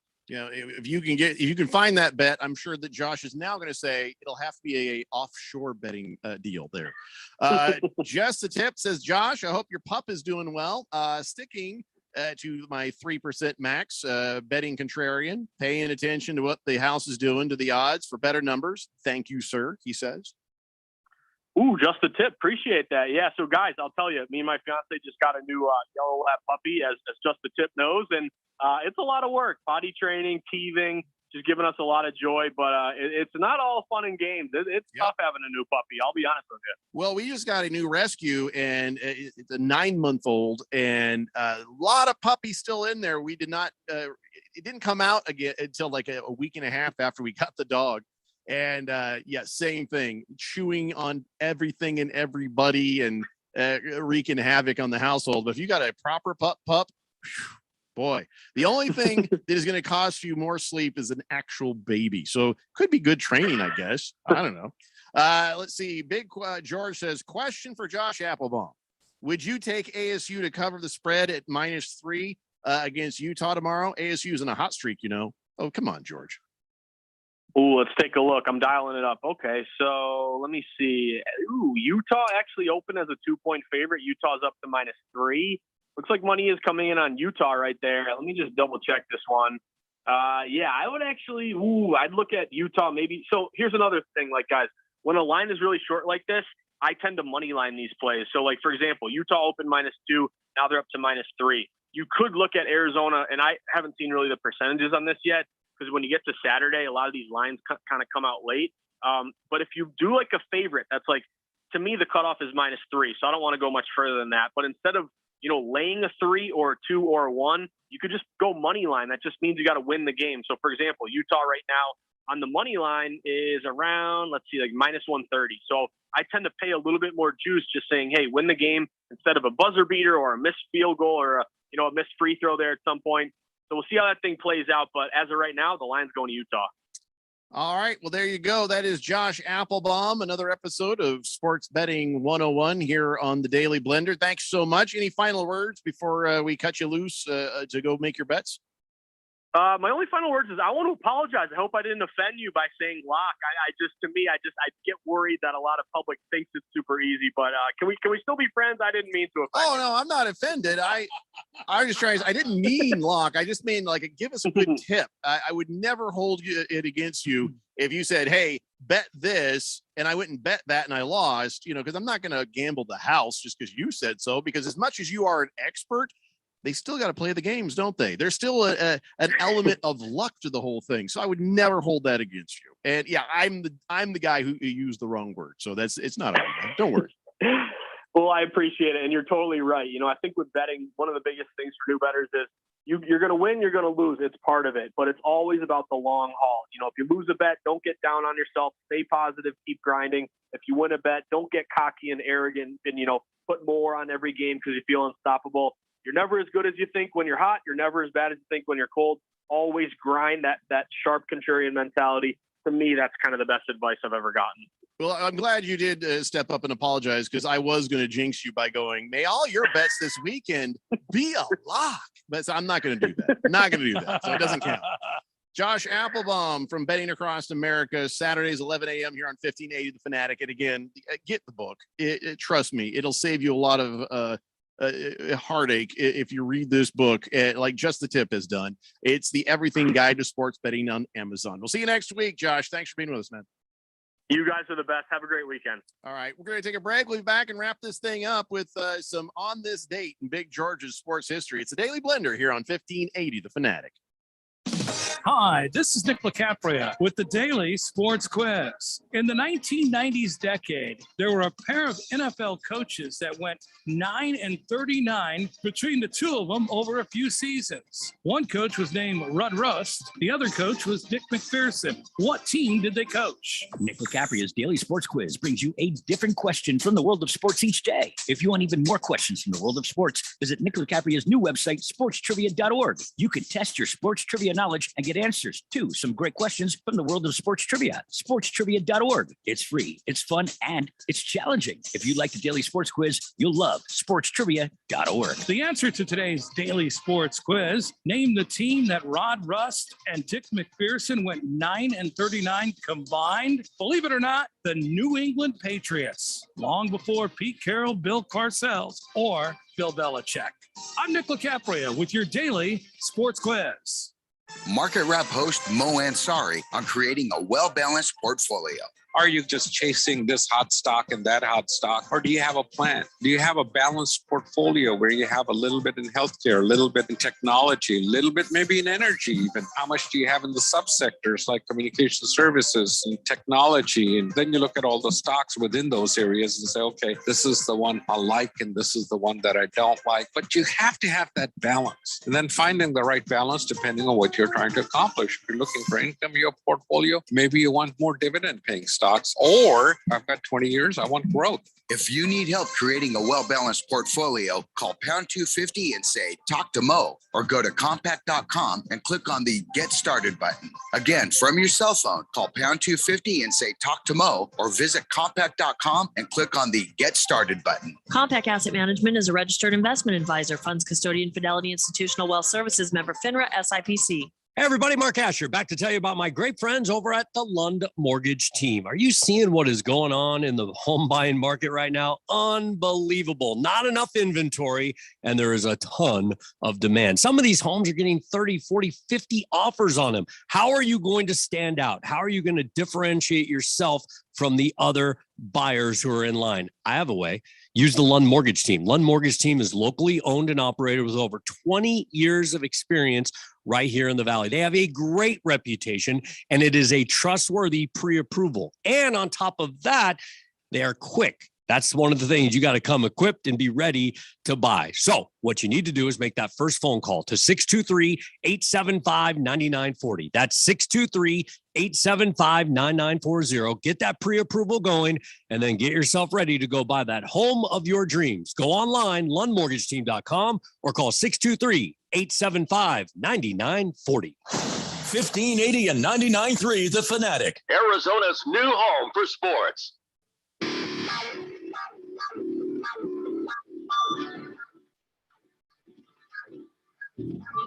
Welcome back to the Daily Blender on this Friday afternoon as we roll towards the finish line here for this week. But one of the things that I want to remind you about, you just heard us talking with Josh Applebaum about betting. Betting is legal here in Arizona, and you can download the number one sportsbook app in the country, FanDuel Sportsbook.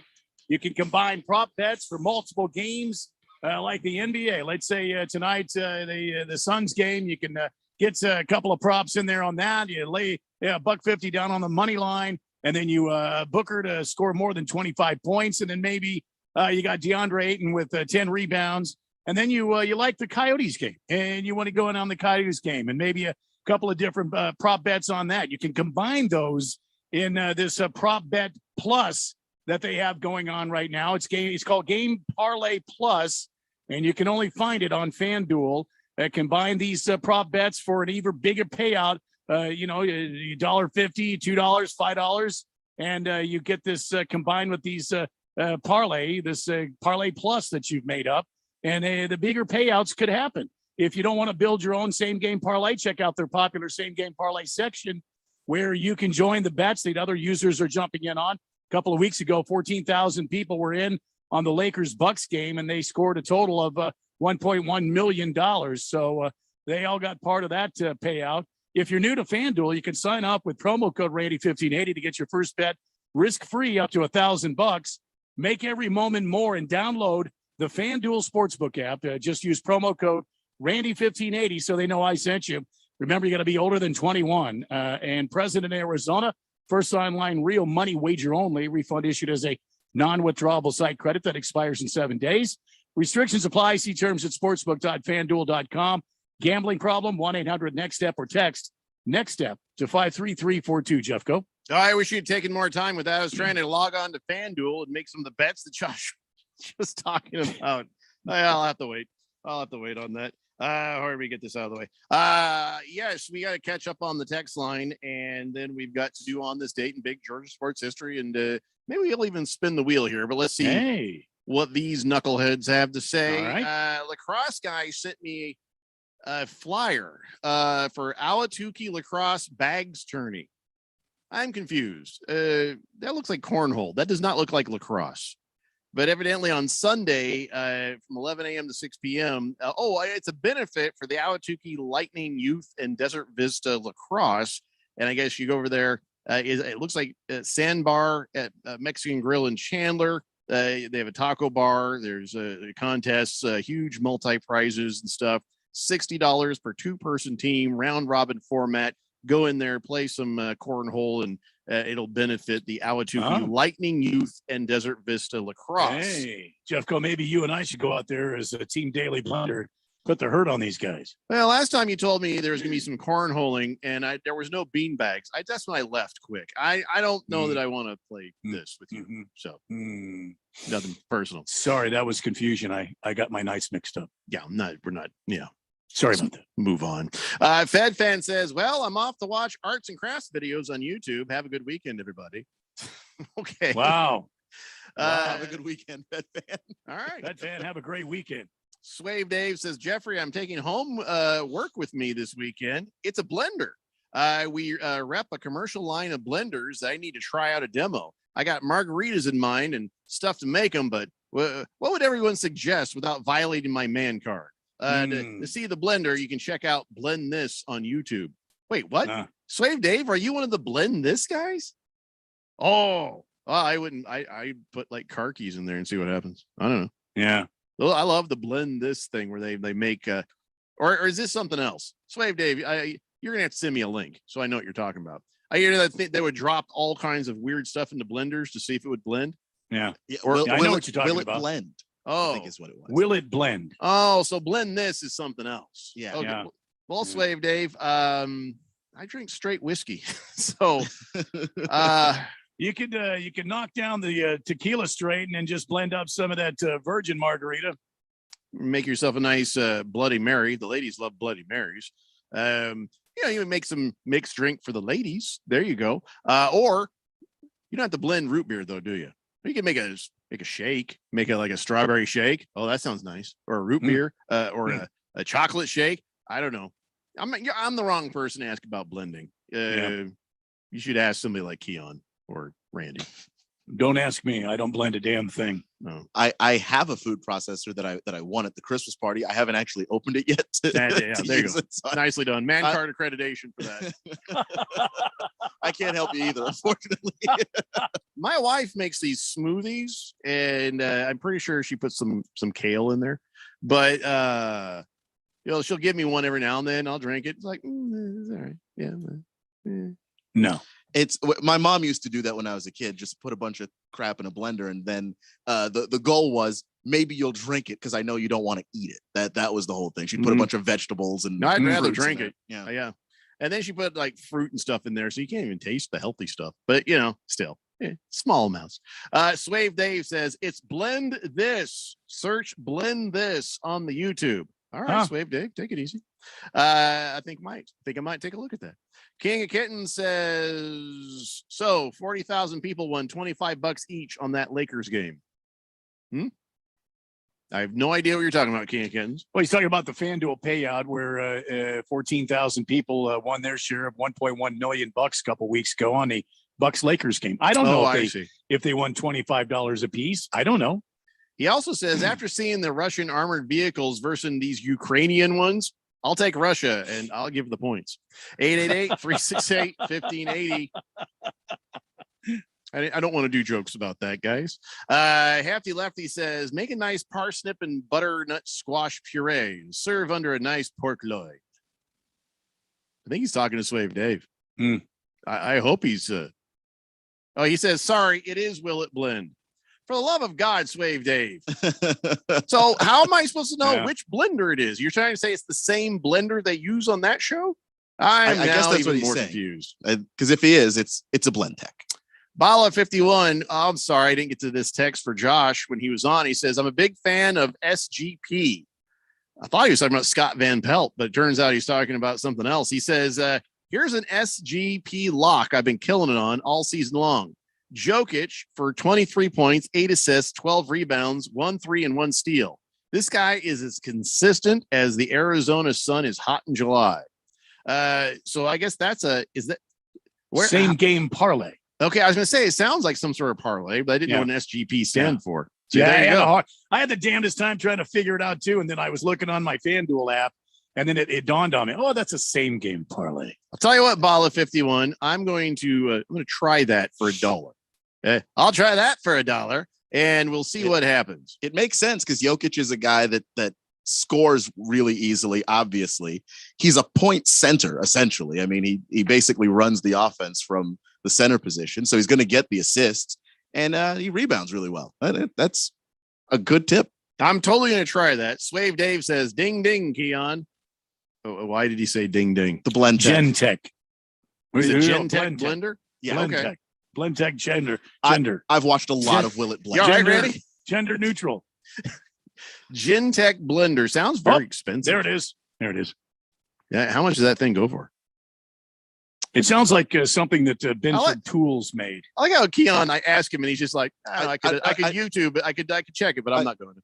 I don't know because my interest in the blender is watching it blend things. I don't know. I might want one. Yeah, she's maybe how much it costs. Well, Swave Dave could tell me, I guess. Right now, while we figure out things that don't matter, it's time now for On This Date in Big George's Sports History.